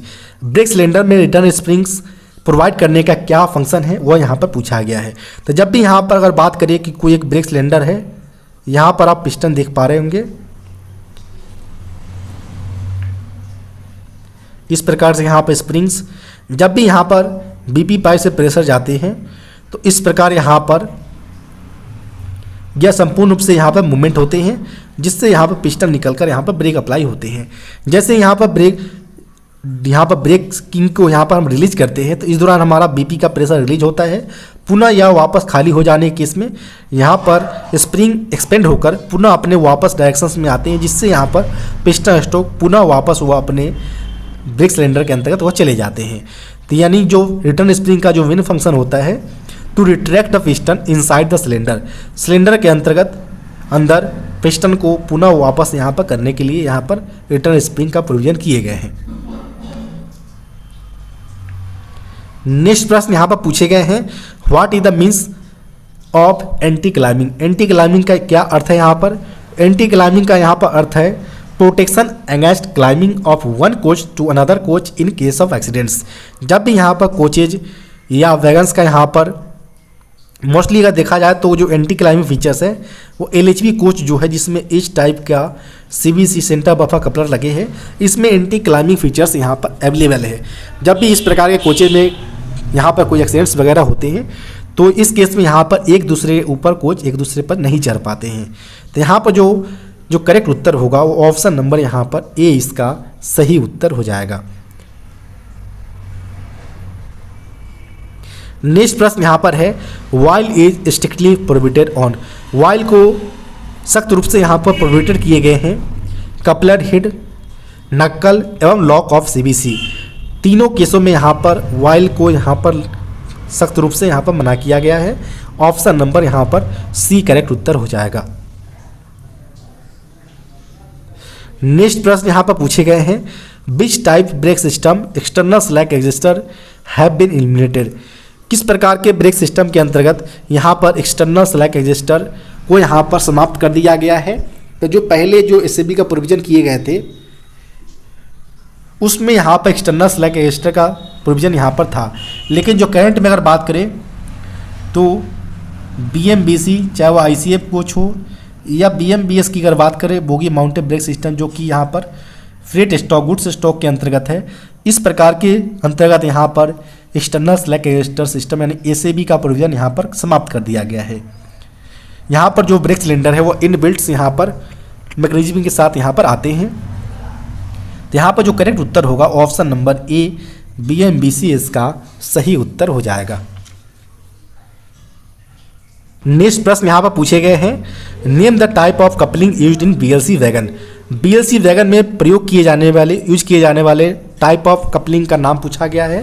तो यहाँ पर हम बात करें अगर बीएलसी वैगन में टोटल 5 कार एक यूनिट्स के अंतर्गत अवेलेबल होते हैं, जिसमें लास्ट पोर्शन में 2 ए कार्स लगे होते हैं, मिडल पोर्शन में 3 B cars slackless draw bar के जरिए एक दूसरे से कनेक्टेड होते हैं, जिसका रेल लेवल से हाइट्स 845 mm यहाँ पर होता है। जबकि ए कार के लास्ट पोर्शन में सीबीसी लगे होते हैं, जिसका हाइट रेल लेवल से 1105 mm यहाँ पर होते हैं। यहाँ पर जो करेक्ट उत्तर होगा वो CBC and slackless draw bar इसका सही उत्तर हो जाएगा, ऑप्शन नंबर ए। नेक्स्ट प्रश्न यहाँ पर पूछे गए हैं, how many automatic twist lock used in BLC wagon. BLC wagon में कितने नंबर्स में यहाँ पर ऑटोमेटिक ट्विस्ट लॉक यानी ATL का प्रोविजन किया गया है। तो यहाँ पर हम बात करें अगर BLC वैगन्स हो, बोगी लो प्लेटफॉर्म कंटेनर वैगन्स या BLC एस वैगन्स। BLC में LCCF 20C बोगी प्रयोग किए जाते हैं, जबकि BLC एस में यहाँ पर LWLH 25 बोगी का प्रोविज़न किया गया है। तो यहाँ पर अगर बात करें नंबर ऑफ ATLs का, तो इसमें टोटल 8 के नंबर्स में ATL का प्रोविज़न किया गया है, जबकि BLL वैगन की अगर बात करें जिसमें भी यहाँ पर LCCF बोगी का प्रोविज़न किया गया, इसमें भी अगर बात करें नंबर ऑफ ATLs का, तो टोटल 10 के नंबर्स में यहाँ पर ATL प्रत्येक कार के ऊपर माउंटेड होते हैं। तो यहाँ पर केवल BLC वैगन के लिए पूछा गया था, तो 8 के नंबर्स में यहाँ पर करेक्ट उत्तर होगा। ऑप्शन नंबर की अगर बात करें तो ऑप्शन नंबर यहाँ पर बी इसका सही उत्तर हो जाएगा। इसके अलावा यहाँ पर अगर बात करें ऑटोमेटिक ट्विस्ट लॉक के इंस्पेक्शन में मेंटेनेंस के लिए जो RDSO टेक्निकल पैम्पलेट्स यूज किए जाते हैं वो G100 का यहाँ पर प्रयोग किए जाते हैं। लॉक करने के लिए यहाँ पर अगर बात करें कंटेनर लॉक करने के लिए 600 kg वेट फोर्स की रिक्वायरमेंट होते हैं, जबकि अनलॉक करने के लिए यहाँ पर 1000 kg वेट फोर्स की रिक्वायरमेंट होते हैं। अगर बात करें फुट पाउंड सेकेंड के केस में तो 800 LVS लॉक करने के लिए, जबकि अनलॉक करने के लिए 1600 से लेकर 2200 LVS के फॉर्म में यहाँ पर अनलॉक करने के लिए यहाँ पर फोर्सेस की रिक्वायरमेंट यहाँ पर होती हैं। यहाँ पर बात करें कि जो BLC वैगन जो होते हैं, तो BLC वैगन में लास्ट इन पर 2 यहाँ पर ATL लगे होते हैं, जबकि मिडल पोर्शन में यहाँ पर 2 ATL लगे होते हैं। इसमें अगर बात करें जो ISO स्टैंडर्ड्स के जो कंटेनर लोड किए जाते हैं, जिसका लेंथ यहाँ पर 20 फीट्स के यहाँ पर 2 कंटेनर यूज किए जा सकते हैं, या यहाँ पर 40 फीट्स के यहाँ पर 1 कंटेनर यहाँ पर यूज किए जाते हैं। जब यहाँ पर 20 फीट्स के जब कंटेनर यहाँ पर यूज किए जाते हैं तो इसमें मिडल पोर्शन में लगे ATL का यहाँ पर यूज कर लिया जाता है। जब यहाँ पर एक लंबे 40 फीट्स के यहाँ पर कंटेनर का उपयोग किया जाता है तो इस केस में मिडल पोर्शन में लगे जो ATLs होते हैं उसे नीचे ड्रॉप डाउन कर दिया जाता है, और लास्ट छोर पर लगे जो ATLs होते हैं इनका उपयोग यहाँ पर कंटेनर को लॉक करने के लिए यहाँ पर किया जाता है।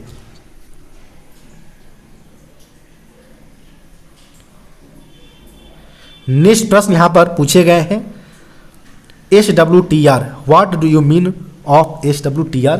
SWTR से क्या समझते हैं। तो SWTR जो होते हैं वो सिंगल वैगन टेस्ट रीक को यहाँ पर रिप्रेजेंट कर रहा है। यहाँ पर ऑप्शन नंबर बी इसका सही उत्तर हो जाएगा। जब भी वैगन्स ROH या POH के लिए वर्कशॉप में भेजे जाते हैं तो इस दौरान यहाँ पर ब्रेक सिस्टम को अच्छी तरीके से चेक करने के लिए यहाँ पर सिंगल वैगन टेस्ट यानी SWTR का यहाँ पर प्रयोग किया जाता है, जिसमें अलग अलग प्रकार के टेस्ट कंडक्ट करवाए जाते हैं।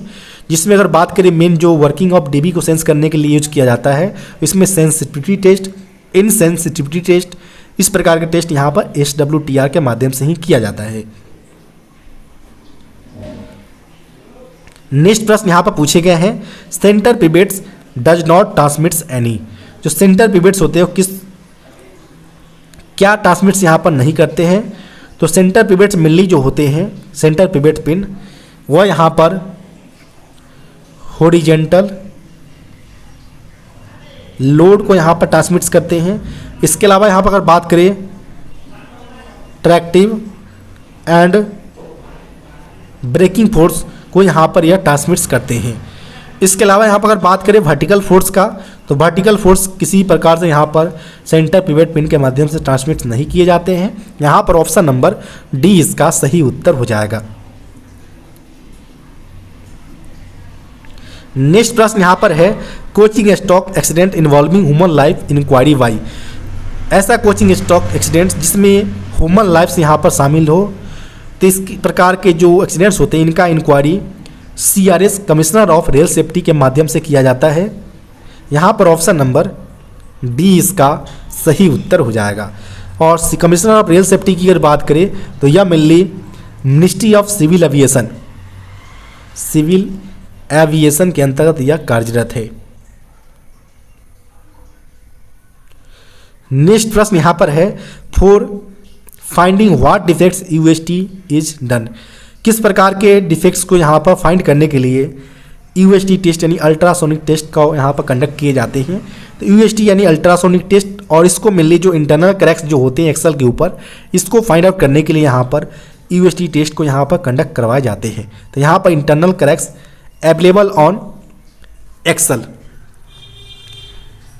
इसके अलावा यहाँ पर अगर बात करें, यहाँ पर ऑप्शन नंबर ए इसका सही उत्तर होगा।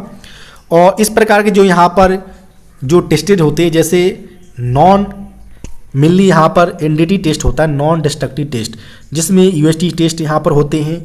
इसके अलावा यहाँ पर अगर बात करें डीपीटी टेस्ट, जिसे डाई पेंट्रेट टेस्ट भी बोला जाता है, इसका प्रयोग मेनली जो होते हैं वो सरफेस क्रैक्स को यहाँ पर डिटेक्ट करने के लिए इस प्रकार के टेस्ट को यहाँ पर कंडक्ट करवाए जाते हैं। यानी यहाँ पर बात करें यूएसटी टेस्ट जो है वो यहाँ पर इंटरनल क्रैक्स को आइडेंटिफाई करने के लिए किया जाता है, जबकि डीपीटी को सरफेस क्रैक्स को यहाँ पर आइडेंटिफाई करने के लिए यूज में लिए जाते हैं। डीपीटी टेस्ट का प्रयोग मेनली जो बोगी साइड फ्रेम्स होते हैं या इसके अलावा सीवीसी के जो पार्ट्स हो, चाहे वो नक्कल हो, कपलर बॉडी हो, और इस प्रकार के पार्ट्स के जो सरफेस क्रैक्स होते हैं, सरफेस के ऊपर आने वाले किसी प्रकार के फ्लोज या क्रैक्स को यहाँ पर वह रेक्टिफाई करते हैं। इसके अलावा अगर बात करें तो वर्कशॉप के अंतर्गत रोलर बियरिंग के ऊपर जैगलो टेस्ट कंडक्ट करवाए जाते हैं।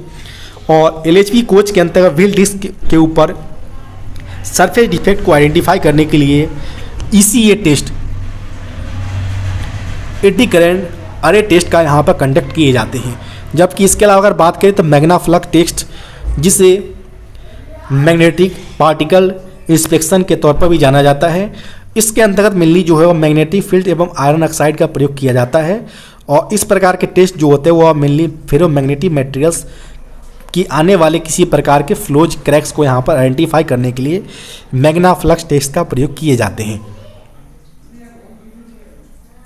नेक्स्ट प्रश्न यहाँ पर पूछे गए हैं, colour of BPC for CC rakes. CC rakes जिसे फुल फॉर्म में क्लोज सर्किट के तौर पर जाना जाता है, यह एक प्रकार का फ्रेट स्टॉक के अंतर्गत जो यूज किए जाने वाला एक एग्जामिनेशन का टाइप है। और इसमें अगर बात करें तो colour of brake power certificate close circuit rake के लिए पूछा गया है। तो यहाँ पर हम बात करें अगर, तो इसमें येलो कलर्स का यहाँ पर ब्रेक पावर सर्टिफिकेट यूज किया जाता है। इसमें अगर बात करें ओरिजिनेटिंग स्टेशन पर ब्रेक पावर परसेंटेज का, तो 100% brake power percent originating station पर, जबकि इन रूट के केस में यह 90% ब्रेक पावर परसेंटेज यहाँ पर अवेलेबल होते हैं। इसके अलावा यहाँ पर अगर बात करें तो 100 मैन आवर पर रेक की रिक्वायरमेंट यहाँ पर इस प्रकार के रेक के लिए यहाँ पर यूज किया जाता है। इसके अलावा यहाँ पर अगर बात करें वैलिडिटी का, वैधता का क्लोज सर्किट रेक के, तो इसमें 30+5 डेज या 35+5 डेज का यहाँ पर प्रयोग किया जाता है। अगर बात करें किलोमीटर बेसिस पर, तो इसमें 7500 किलोमीटर से लेकर 10,000 किलोमीटर को रेक टू रेक यहाँ पर किलोमीटर बेसिस पर यहाँ पर इसका वैलिडिटी के तौर पर लिया जाता है। तो यहाँ पर जो करेक्ट उत्तर होगा वह यहाँ पर ऑप्शन नंबर ए इसका सही उत्तर हो जाएगा। Yellow colours paper use for close circuit rakes. इसके अलावा यहाँ पर बात करें कि अगर वह बीपीसी के बैक पेज पर अगर किलोमीटर अगर एंट्री नहीं किए जाते लोको पायलट्स या टेल मैनेजर्स के द्वारा, तो इस केस में जो बीपीसी की जो वैलिडिटी है वह रिड्यूस होकर केवल और केवल 20 डेज का रह जाएगा। इसका आप ध्यान रखिए। नेक्स्ट प्रश्न यहाँ पर पूछे गए हैं, the colour for brake power certificate for premium rakes. यहाँ पर प्रीमियम रेक्स ये भी एक प्रकार का यहाँ पर फ्रेट स्टॉक के अंतर्गत रेक एग्जामिनेशन का टाइप्स है, जिसमें अगर बात करें तो इसमें जो ब्रेक पावर सर्टिफिकेट का जो कलर कोड होता है वह यहाँ पर ग्रीन कलर का यहाँ पर यूज किए जाते हैं। इसके अलावा यहाँ पर ओरिजिनेटिंग पॉइंट्स पर 95% ब्रेक पावर का प्रयोग किए जाते हैं, यानी मिनिमम ओरिजिनेटिंग पॉइंट्स पर 95% ब्रेक पावर अवेलेबल होनी चाहिए प्रीमियम रेक्स के लिए। जबकि इन रूट के केस में यहाँ पर किसी प्रकार का यहाँ पर रेलवे बोर्ड द्वारा स्पेसिफाइड नहीं किया गया, यानी not specified in route case. जबकि अगर बात करें यहाँ पर 75 मैन पावर इसके रेक के एग्जामिनेशन के लिए रिक्वायर्ड्स होते हैं। वैलिडिटी की अगर बात करें तो 12+3 डेज है, जिसको बढ़ाकर यहाँ पर ग्रेस पीरियड को 5 डेज कर दिया गया, यानी जब भी 12 डेज तक यहाँ पर मल्टीपल लोडिंग किए जा सकते हैं, जबकि 5 डेज जो यहाँ पर एक्स्ट्रा दिया गया है वो लोडिंग कंडीशन में इसको अनलोड करने एवं एग्जामिनेशन पॉइंट्स तक पहुँचाने के लिए यहाँ पर एज ए ग्रेस पीरियड के तौर पर यहाँ पर प्रोवाइड करवाए गए हैं। यहाँ पर जो करेक्ट उत्तर होगा वो option number A green colour इसका सही उत्तर हो जाएगा। इसके अलावा अक्सर यहाँ पर एक पूछा जाता है इंटेंसिव, जिसे एंड टू एंड के तौर पर भी यहाँ पर जाना जाता है। यहाँ पर हम बात करें अगर एंड टू एंड का, तो इस केस में यहाँ पर ओरिजिनेटिंग पॉइंट्स पर मिनिमम 90% ब्रेक पावर होना अनिवार्य है, जबकि इंडूड के केस में 75% ब्रेक पावर होना अनिवार्य है। इसमें अगर बात करें तो वाइट कलर्स का पेपर्स यूज किए जाते हैं for brake power certificates in case of end to end rakes. इसके अलावा यहाँ पर 56 मैन आवर पर रे की रिक्वायरमेंट इस प्रकार के एग्जामिनेशन टाइप्स के लिए होते हैं। इसकी अगर बात करें वैलिडिटी का, तो अप टू डेस्टिनेशन, ध्यान रखिए अप टू डेस्टिनेशन पहुंचते ही इस प्रकार के बीपीसी इनवैलिड हो जाते हैं।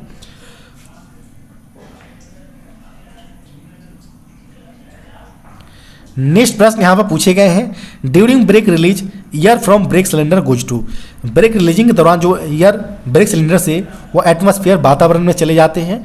यहाँ पर ऑप्शन नंबर डी इसका सही उत्तर होगा।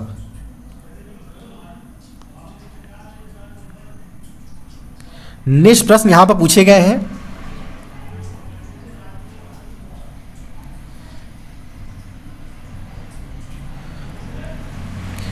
What do you mean by PME in connection with goods stock. Goods stock के संदर्भ में यहाँ पर PME का फुल फॉर्म पूछा गया है। तो गुड्स स्टॉक के संबंध में अगर बात करें PME का, तो यह पेरियोडिकल मेंटेनेंस एग्जामिनेशन को यहाँ पर रिप्रेजेंट करता है। तो यहाँ पर इस प्रकार अगर बात करें ऑप्शन का, तो इस प्रकार का ऑप्शन यहाँ पर सी में दिए गए हैं। तो ऑप्शन नंबर यहाँ पर सी इसका सही उत्तर हो जाएगा। यहाँ पर अगर बात करें कि अगर वह मेडिकल विभाग पर पूछा जाता, तो इस केस में जो PME का जो फुल फॉर्म होते हैं वह पेरियोडिकल मेडिकल एग्जामिनेशन यहाँ पर इसका फुल फॉर्म होता है। या मेनली जो रनिंग स्टाफ्स होते हैं इनको एक टाइम फ्रेम जो इंटरवल्स होते हैं इनके बिहाफ पर इनका PME देना होता है और उनको ये पास थ्रू भी करने होते हैं। यहाँ पर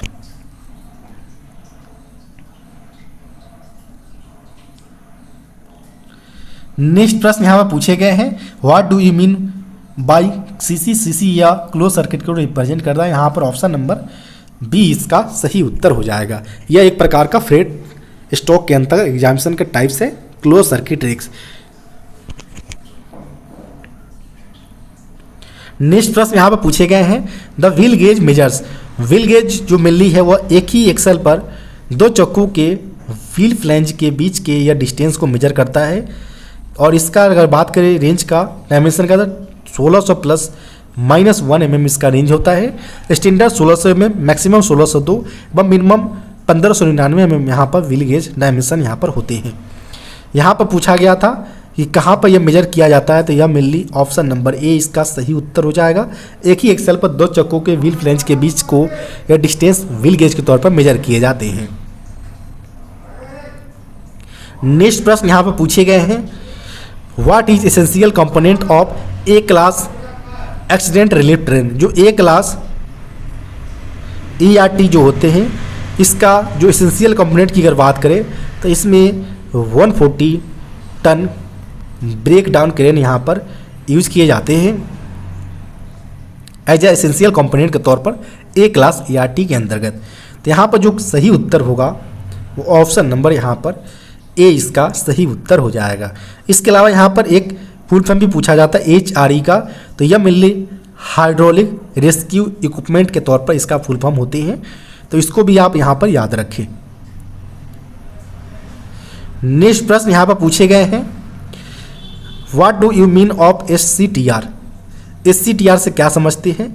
SCTR यानी सिंगल कार टेस्टिंग। जब भी कोच IOH या पीओएच के लिए यहाँ पर जाता है।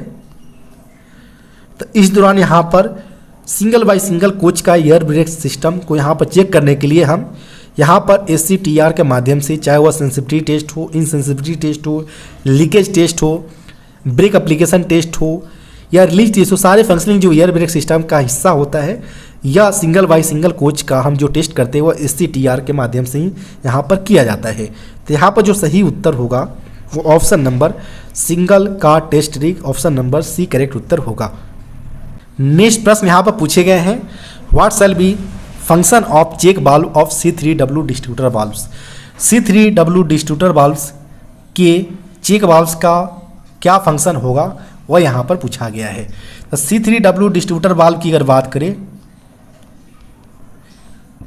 इसमें कई सारे सब असेंबली पार्ट्स होते हैं, जैसे कि अगर बात करें main body, quick service valves, main valves, limiting device, double release valves, ER check valves, cut off valves, application एवं release chokes as a sub assembly के तौर पर C3W टाइप DB का यहाँ पर पार्ट्स होते हैं। यहाँ पर अगर बात करें हम cut off valves, cut off valves जो C3W टाइप्स DB का हिस्सा होते हैं, यह मेनली CR को चार्ज करने के लिए यूज में लिया जाता है। इसके अलावा यहाँ पर बात करें AR चेक वाल्व्स, तो यह मेनली AR टैंक को यहाँ पर चार्ज करने के लिए यूज में लिए जाते हैं। इसके अलावा यहाँ पर AR चेक वाल्व्स का उपयोग यहाँ पर तब होता है जब यहाँ पर ब्रेक एप्लीकेशन करने के लिए यहाँ पर BP पाइप प्रेशर ड्रॉप किया जाता है। तो इस दौरान यहाँ पर बैक फ्लो जो एयर प्रेशर का होता है उसको भी चेक करने का काम जो होते हैं वो यहाँ पर AR चेक वाल्व के माध्यम से ही किया जाता है। इसके अलावा यहाँ पर लिमिटिंग डिवाइस जो होते हैं, लिमिटिंग डिवाइस का काम होता है 3.8 प्लस माइनस 0.1 kg का प्रेशर ब्रेक सिलेंडर में इससे ज़्यादा अमाउंट में नहीं भेजा जाए, जबकि डबल रिलीज वाल्व्स का काम होता है ब्रेक को मैनुअली रिलीज करते समय यहाँ पर जो CR का प्रेशर और ब्रेक सिलेंडर का प्रेशर प्रॉपर रूप से यहाँ पर एग्जॉस्ट एटमॉस्फेयर के दौरान एटमॉस्फेयर में करवाया जाए, या यहाँ पर डबल रिलीज वाल्व्स का यहाँ पर फंक्शन होते हैं। तो यहाँ पर पूछा गया था check valves C3W types DB का, तो यह मेनली दो फंक्शन इसके होते हैं। पहला फंक्शन होता है कि यह AR को यहाँ पर चार्ज करता है। इसके अलावा यहाँ पर ब्रेक एप्लीकेशन के समय जो BP पाइप प्रेशर ड्रॉप किया जाता है उस दौरान यहाँ पर बैक फ्लो जो एयर प्रेशर का है उसको भी यहाँ पर यह चेक करता है, यानी back flow of ER pressure को यहाँ पर यह चेक किया जाता है। तो यहाँ पर जो करेक्ट उत्तर होगा वो यहाँ पर ऑप्शन नंबर B इसका सही उत्तर हो जाएगा, to prevent back flow of air. Next प्रश्न यहाँ पर पूछे गए हैं, the position of handle to close cut off handle. जो कट ऑफ एंगल कॉक जो होते हैं इनके क्लोज कंडीशन में जो इनके हैंडल होंगे वो किस पोजीशंस में होंगे, तो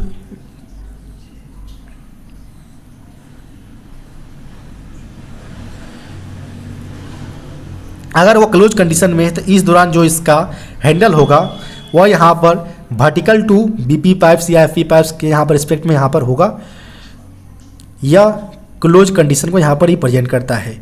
जबकि यहाँ पर हम बात करें अगर जब यह वर्किंग कंडीशन में होगा तो यह पैरेलल टू यहाँ पर BP पाइप्स या FE पाइप्स होगा और यह वर्किंग कंडीशन को रिप्रेजेंट करेगा। तो यहाँ पर पोजीशन ऑफ हैंडल पूछा गया था कट ऑफ हैंडल्स का, जब वो क्लोज कंडीशन में है तो यह मेनली परपेंडिकुलर टू पाइपलाइंस यहाँ पर होगा। ऑप्शन नंबर की अगर बात करें तो ऑप्शन नंबर यहाँ पर A इसका सही उत्तर हो जाएंगे। नेक्स्ट प्रश्न यहाँ पर पूछे गए हैं, which equipment are not charge when DB is isolated. जब DB आइसोलेटेड होगा तो इस दौरान कौन सा यहाँ पर इक्विपमेंट चार्ज नहीं होंगे वो यहाँ पर पूछा गया है। यहाँ पर अगर बात करें अगर कि नॉर्मली जो कैट सिनारियो में जो मोस्टली जो स्टॉक से वो ट्विन पाइप ब्रेक सिस्टम पर बेस्ड होते हैं, तो यहाँ पर एज ए जो हम प्रश्न को एज ए ट्विन पाइप हम यहाँ पर सॉल्व करेंगे। तो ट्विन पाइप के केस में यहाँ पर एक पाइप यहाँ पर FP का होता है और सेकेंड पाइप यहाँ पर BP पाइप्स का होता है। BP पाइप्स की अगर बात करें तो यहाँ पर एक कनेक्शन निकल कर यहाँ पर DB और DB के साथ यहाँ पर CR अटैच होते हैं, और यहाँ पर अगर बात करें एक कनेक्शन यहाँ पर ब्रेक सिलेंडर का होता है। जबकि एक कनेक्शन यहाँ पर ER का आता है और AP पाइप से यहाँ पर डट कलेक्टर के जरिए एक कनेक्शन यहाँ पर AR से कनेक्टेड होते हैं, जो कि NRV से होते हुए प्रेशर को जाता है। NRV का काम होता है प्रेशर को जाने तो देते हैं एयर टैंक्स में, लेकिन वो वापस AP पाइप में नहीं आने देता है। इसके बीच में यहाँ पर एक आइसोलेटिंग कॉक्स लगे होते हैं। यहाँ पर भी BP ब्रांच पाइप में एक आइसोलेटिंग कॉक यहाँ पर लगा होता है।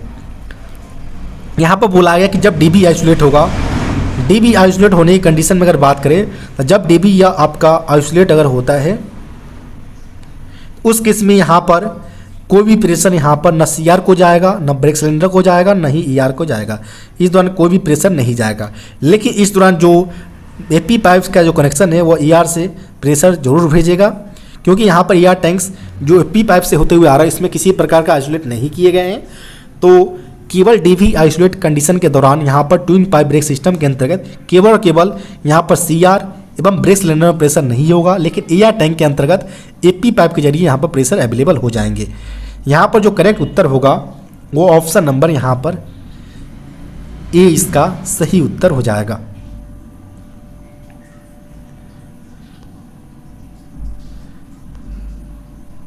नेक्स्ट प्रश्न यहाँ पर पूछे गए हैं, in air brake system sensitivity test is perform to know. Brake system के अंतर्गत जो सेंसिटिविटी टेस्ट जो कंडक्ट करवाए जाते हैं, परफॉर्म किए जाते हैं, वो किसको जानने के लिए किया जाता है?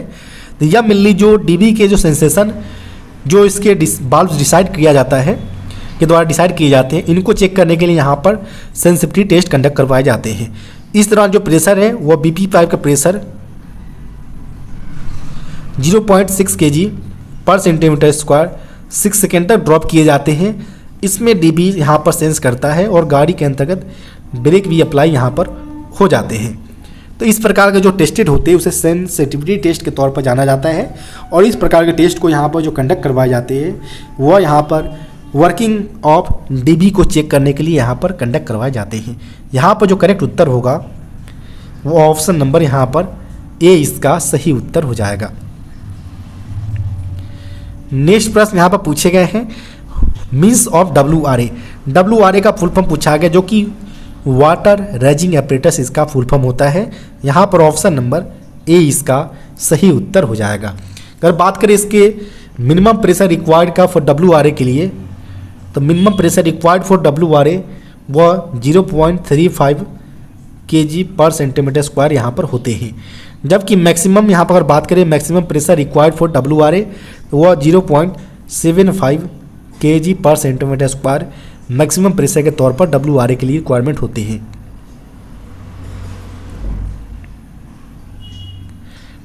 नेक्स्ट प्रश्न यहाँ पर पूछे गए हैं, what is means of WSP। WSP का यहाँ पर अर्थ पूछा गया है। WSP यानी व्हील स्लाइडिंग प्रोटेक्शन डिवाइस होता है। यहाँ पर ऑप्शन नंबर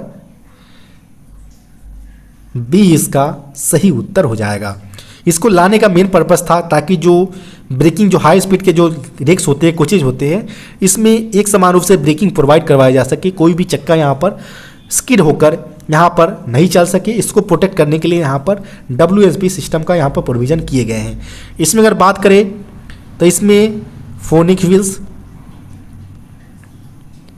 जिस पर नंबर ऑफ टीथ की अगर बात करें तो 80 के नंबर्स में यहाँ पर टीथ्स अवेलेबल होते हैं, जिसको ही मेजर करके यहाँ पर स्पीड सेंसर यहाँ पर सिग्नल को माइक्रो प्रोसेसर तक यहाँ पर पहुँचाते हैं। और माइक्रो प्रोसेसर की अगर बात करें तो 110 वोल्ट्स DC पर यह कार्यरत होते हैं। इसके अलावा माइक्रो प्रोसेसर जैसे ही सिग्नल यहाँ पर रिसीव करते हैं वह सिग्नल यहाँ पर डंप वाल्व्स को यहाँ पर पहुँचाते हैं। Dump valve mainly 24 volts DC पर यह कार्यरत होते हैं। इस प्रकार यहाँ पर WSP सिस्टम यहाँ पर वर्किंग होते हैं। नेक्स्ट प्रश्न यहाँ पर पूछे गए हैं, the standard wheel gauge of passenger broad gauge coaching stock gauge. Passenger broad gauge coaching stock का यहाँ पर स्टैंडर्ड व्हील गेज पूछा गया है। तो यह व्हील गेज की अगर बात करें तो 1600 + 2 - 1 mm यहाँ पर होते हैं। जबकि यहाँ पर अगर बात करें स्टैंडर्ड का तो स्टैंडर्ड इसका 1600 mm यहाँ पर करेक्ट उत्तर होगा।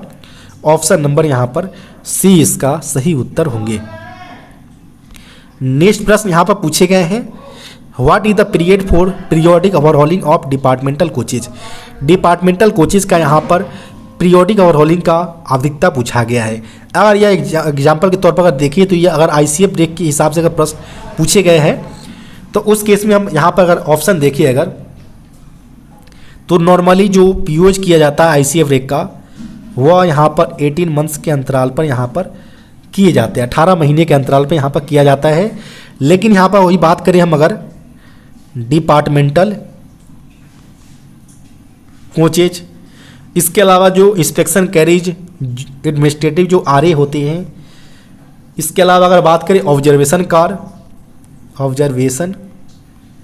कार, इसके अलावा अगर बात करें तो ART, ARMV, इस प्रकार के जो रिक्स होते हैं इसका पीरियोडिक ओवरहॉलिंग 48 मंथ्स के अंतराल पर 48 महीने के अंतराल पर यहाँ पर किए जाते हैं। तो यहाँ पर जो करेक्ट उत्तर होगा वो ऑप्शन नंबर यहाँ पर C इसका सही उत्तर हो जाएगा, 48 मंथ्स। इसके अलावा यहाँ पर अगर बात करें अगर IOH का, तो IOH जो नॉर्मली केस में जो इंटरमीडिएट ओवरहॉलिंग ICF ब्रेक का कंडक्ट करवाए जाते हैं वह यहाँ पर 9 मंथ्स की अंतराल पर यहाँ पर कंडक्ट करवाए जाते हैं। जबकि यहाँ पर अगर बात करें इंस्पेक्शन कैरिज, ART, ARMV, इसके अलावा ऑब्जर्वेशन कार की अगर बात करें तो इसका इंटरमीडिएट ओवरहॉलिंग 12 महीने के अंतराल पर किया जाता है।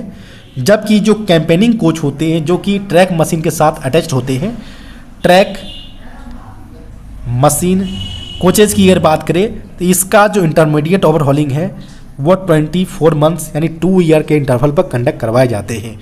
तो इसका भी आप यहाँ पर ध्यान रखिए। नेक्स्ट प्रश्न यहाँ पर पूछे गए हैं, transportation code of the ladies compartments. जो लेडीज कंपार्टमेंट का यहाँ पर ट्रांसपोर्टेशन कोड पूछा गया जो कि Y से यहाँ पर डिनोट किया जाता है। यहाँ पर ऑप्शन नंबर C इसका सही उत्तर हो जाएगा। नेक्स्ट प्रश्न यहाँ पर पूछे गए हैं, what is the transportation code of second class fitted with self generating electrical equipment. Second class fit self generating के लिए यहाँ पर हम GS का प्रयोग करते हैं। तो यहाँ पर जो करेक्ट उत्तर होगा वो ऑप्शन नंबर यहाँ पर B GS इसका सही उत्तर हो जाएगा। नेक्स्ट प्रश्न यहाँ पर पूछा गया है, what is the transportation code of inspection carriage administrative. इसके लिए यहाँ पर RA as a transportation code के तौर पर यूज किया जाता है। यहाँ पर ऑप्शन नंबर D इसका सही उत्तर हो जाएगा। नेक्स्ट प्रश्न यहाँ पर है, which part is not used in ICF trolley. ICF trolley में कौन सा पार्ट यूज नहीं किया जाता है। तो यहाँ पर बात करें डैशबोर्ड्स का, तो यह प्राइमरी सस्पेंशन जो ICF ट्रॉली का है उसका काफ़ी इंपॉर्टेंट फंक्शन यहाँ पर डैशबोर्ड्स का होता है। इसके अलावा साइड वियर जहाँ पर कोच बॉडी का वेट ट्रॉली के ऊपर ट्रांसमिट साइड वियर के माध्यम से किया जाता है। जबकि यहाँ पर बुलस्टर स्प्रिंग को यहाँ पर सपोर्ट करने के लिए यहाँ पर शॉक ऑब्जर्वर्स का प्रोविजन किए गए हैं। जबकि ड्रैग लिंक यहाँ पर किसी प्रकार का पार्ट्स ICF ट्रॉली का हिस्सा नहीं होता है। यहाँ पर ऑप्शन नंबर D इसका सही उत्तर हो जाएगा। नेक्स्ट प्रश्न यहाँ पर पूछे गए हैं, transportation code of vestibule second class 3 tier sleeper coach fitted with self generating.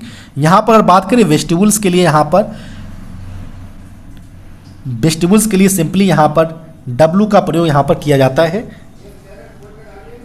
इसके अलावा यहाँ पर बात करें second class fifth self generating के लिए यहाँ पर GS का प्रयोग किया जाता है। और यहाँ पर इस प्रकार की अगर बात करें और 3 टियर के लिए यहाँ पर सिंपली CN का प्रयोग किए जाते हैं। तो इस प्रकार WGS CN यहाँ पर ऑप्शन नंबर B इसका सही उत्तर हो जाएगा। नेक्स्ट प्रश्न यहाँ पर पूछे गए हैं, self generating electrical equipment with and ladies compartments. तो यहाँ पर सेल्फ जनरेटिंग यानी GS और ये वेस्टिबुल्स होंगे ही। जबकि यहाँ पर अगर बात करें अगर तो यह 3 टियर के रिस्पेक्ट में लिया गया होंगे क्योंकि लेडीज कंपार्टमेंट और इस प्रकार यहाँ पर Y लेडीज कंपार्टमेंट के लिए यहाँ पर सफिक्स यहाँ पर होते हैं। तो इस प्रकार WGS CNY यहाँ पर ऑप्शन नंबर B इसका सही उत्तर हो जाएगा। नेक्स्ट प्रश्न यहाँ पर पूछे गए हैं, what is the maximum permissible clearance between brake gear pin and bushes. Brake gear pin एवं बुशेस के बीच जो परमिसिबल क्लियरेंस जो यहाँ पर मैक्सिमम जो होते हैं वो कितना होते हैं, तो वह मेनली 1.5 mm यहाँ पर होते हैं। तो यहाँ पर जो करेक्ट उत्तर होगा वो ऑप्शन नंबर सी इसका सही उत्तर हो जाएगा।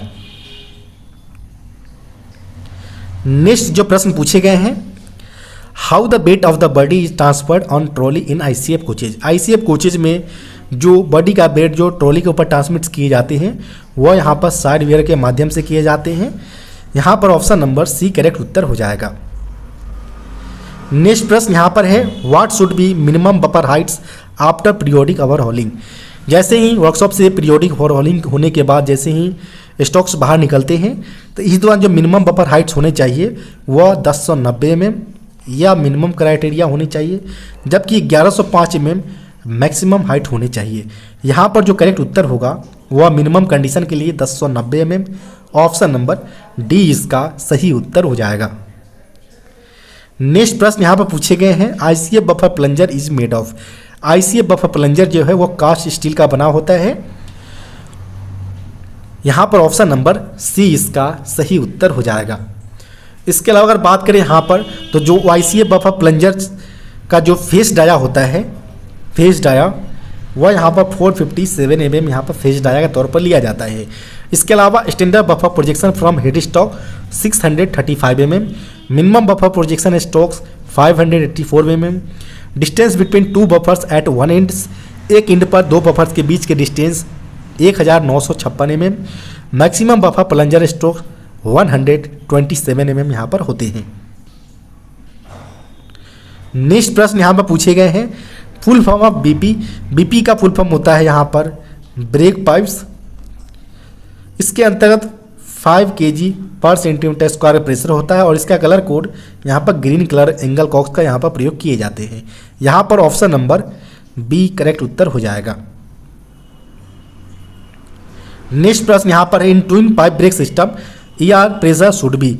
ट्विन पाइप ब्रेक सिस्टम के अंतर्गत जो होता है वह एफपी से मेनली जो प्रेशर डट कलेक्टर से होते हुए यहाँ पर ईआर टैंक्स में भेजे जाते हैं, यहाँ पर जिसमें एनआरवी प्रेशर को मेनली ईआर टैंक में जाने तो देते हैं लेकिन वापस यह आने नहीं देते हैं।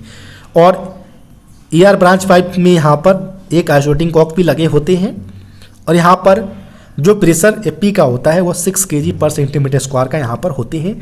इसलिए यहाँ पर ईआर टैंक का प्रेशर भी यहाँ पर 6 kg पर सेंटीमीटर स्क्वायर का अवेलेबल होगा। यहाँ पर ऑप्शन नंबर बी इसका सही उत्तर हो जाएंगे। नेक्स्ट प्रश्न यहाँ पर है, full form of BC. BC का फुल फॉर्म होता है यहाँ पर ब्रेक सिलेंडर। यहाँ पर ऑप्शन नंबर सी इसका सही उत्तर हो जाएगा। अगर बात करें आईसीएफ बीएमबीसी का तो प्रत्येक आईसीएम बीएमबीसी के अंतर्गत 4 के नंबर्स में प्रत्येक ब्रेक सिलेंडर अवेलेबल होते हैं, जबकि एलएचपी की अगर बात करें तो एलएचपी के अंतर्गत 8 के नंबर्स में प्रत्येक कोच में यहाँ पर ब्रेक सिलेंडर अवेलेबल होते हैं, जबकि अंडर फ्रेम माउंटेन के अंतर्गत 1 के नंबर्स में यहाँ पर फ्रेट स्टॉक के अंतर्गत ब्रेक सिलेंडर अवेलेबल होता है। जबकि आईसीएफ बीएमबीसी हो या फ्रेट स्टॉक हो, इस केस में जो ब्रेक सिलेंडर का प्रेशर मैक्सिमम होता है वो 3.8 kg का होता है, जबकि एलएचबी वाले जो ब्रेक सिलेंडर होते हैं इस केस में मैक्सिमम प्रेशर केवल और केवल 3 kg पर सेंटीमीटर स्क्वायर का होता है। नेक्स्ट प्रश्न यहाँ पर पूछे गए हैं, at originating station the brake power percentage for mail और express train should be. Originating station के ऊपर ब्रेक पावर परसेंटेज मेल और एक्सप्रेस ट्रेन के लिए क्या होने चाहिए वो यहाँ पर पूछा गया है। तो यहाँ पर अगर बात करें मेल और एक्सप्रेस ट्रेन अगर आईसीएफ ब्रेक का अगर है तो उस केस में ओरिजिनेटिंग पॉइंट्स पर 100% और इनरूट के केस में मिनिमम 90% ब्रेक पावर परसेंट होने चाहिए। वहीं अगर बात करें यहाँ पर कि अगर मेल और एक्सप्रेस ट्रेन यहाँ पर एलएचबी रेक का है अगर तो उस केस में ओरिजिनेटिंग पॉइंट्स पर 100% ब्रेक पावर होने चाहिए, जबकि इनरूट के केस में 95% यानी केवल और केवल 1 कोच यहाँ पर आइसोलेट होनी चाहिए, जिसमें जो 100% जो एलएचबी रेक के केस में दिया जाता है इसमें WSP डिवाइस 100% फंक्शनल होने चाहिए। इसका आपको इंश्योर करना है। यहाँ पर यह नहीं बताया गया है कि जो मेल और एक्सप्रेस ट्रेन आईसीएफ रेक है एलएचबी रेक का है, तो इस केस में हम दोनों केसों में जो ओरिजिनेटिंग पॉइंट्स पर ब्रेक पावर परसेंटेज होते हैं वह 100% होते हैं। यहाँ पर ऑप्शन नंबर सी इसका सही उत्तर हो जाएगा। नेक्स्ट प्रश्न यहाँ पर पूछे गए हैं, cut off angle cock can be fitted to. जो कट ऑफ एंगल कॉक्स जो लगे होते हैं वह मेनली बीपी एवं एफपी दोनों के साथ अटैच्ड होते हैं। यहाँ पर ऑप्शन नंबर सी इसका सही उत्तर हो जाएगा। नेक्स्ट प्रश्न यहाँ पर है, cut off angle Kock fitted on the break pipe is painted with. जो कट ऑफ एंगल कॉक जो ब्रेक पाइप के साथ अटैच्ड होते हैं यह मेनली ग्रीन कलर का यहाँ पर होते हैं। यहाँ पर ऑप्शन नंबर सी इसका सही उत्तर हो जाएगा। नेक्स्ट प्रश्न यहाँ पर है, cut off angle Kock fitted with feed pipe. Feed pipe के साथ यहाँ पर वाइट कलर के साथ यह पेंटेड होते हैं। यहाँ पर ऑप्शन नंबर डी करेक्ट उत्तर हो जाएगा। नेक्स्ट प्रश्न यहाँ पर पूछे गए हैं, what type of slack adjuster is used in passenger coaches. Passenger coaches में किस प्रकार का स्लैक एडजस्टर का प्रयोग किया जाता है। तो यह मेनली IRAC 450 स्लैक एडजस्टर का प्रोविज़न यहाँ पर पैसेंजर कोचेज के अंतर्गत किया गया है, जो कि पहले यूज में लिए जाते थे। वर्तमान में जितने भी जो BMBC जो ICA ब्रेक्स है वह यहाँ पर इनबिल्ट ब्रेक सिस्टम का प्रोविज़न स्लैक एडजस्टर सिस्टम का यहाँ पर कर दिया गया है। यहाँ पर एक्सटर्नल स्लैक एडजस्टर सिस्टम यहाँ पर करंट में एलिमिनेट कर दिए गए हैं ICA ब्रेक के अंतर्गत।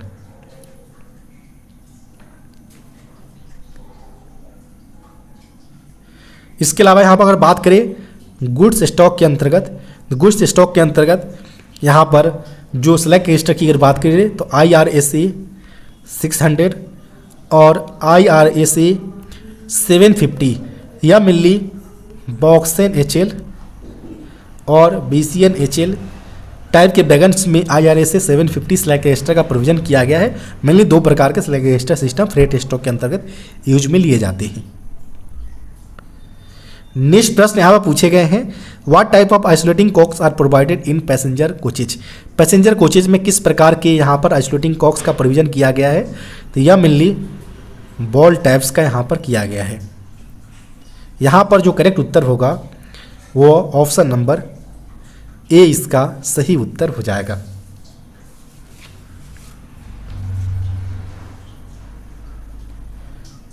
नेक्स्ट प्रश्न यहाँ पर है, the diameter of ball in internal valve of cut off angle Kock.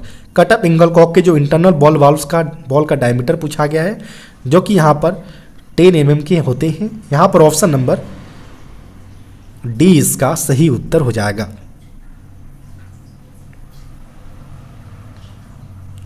Next प्रश्न यहाँ पर पूछे गए हैं, at what interval check for A and E dimension for passenger coaches. जो पैसेंजर कोचेज जो कन्वेंशनल टाइप के पैसेंजर कोचेज होते थे उस समय यहाँ पर एक्सटर्नल स्लैक एडजस्टर सिस्टम का प्रोविज़न किया गया था, जिसमें अगर बात करें तो IRAC 450 स्लैक एडजस्टर सिस्टम का प्रोविज़न था। इसमें A डायमेंशन एवं E डायमेंशन दोनों डायमेंशन होते थे। A डायमेंशन की अगर बात करें तो यह 13 टन एक्सल वाले जो बोगी होते थे, इसमें A डायमेंशन 16 + 2 - 0 mm, जबकि 16.25 टन AC वाले जो कोचेज होते थे इस केस में A डायमेंशन 22 + 2 - 0 mm होते थे। जबकि E डायमेंशन की अगर बात करें तो E डायमेंशन यहाँ पर 375 ± 25 mm के रेंज में यहाँ पर E डायमेंशन होते थे। तो इसका जो चेकिंग करने का जो इंटरवल्स है मेनली वह यहाँ पर आफ्टर एवरी ट्रिप यहाँ पर किया जाता है। तो यहाँ पर जो करेक्ट उत्तर होगा वो ऑप्शन नंबर यहाँ पर ए इसका सही उत्तर हो जाएगा। नेक्स्ट प्रश्न यहाँ पर पूछे गए हैं, at what schedules the manual brake release test is carried out on every coach of the rake is. यानी यहाँ पर बोला गया प्रत्येक रेक के प्रत्येक कोच का यहाँ पर जो मैनुअल ब्रेक रिलीज टेस्ट जो कैरिड आउट किए जाते कंडक्ट किया जाता है वो कौन से शेड्यूल के अंतर्गत किए जाते हैं वो यहाँ पर पूछा गया है। तो वह मेनली ए शेड्यूल के अंतर्गत किया जाता है। ए शेड्यूल के अंतर्गत यहाँ पर किया जाता है। यहाँ पर जो करेक्ट उत्तर होगा वो ऑप्शन नंबर यहाँ पर बी इसका सही उत्तर हो जाएगा।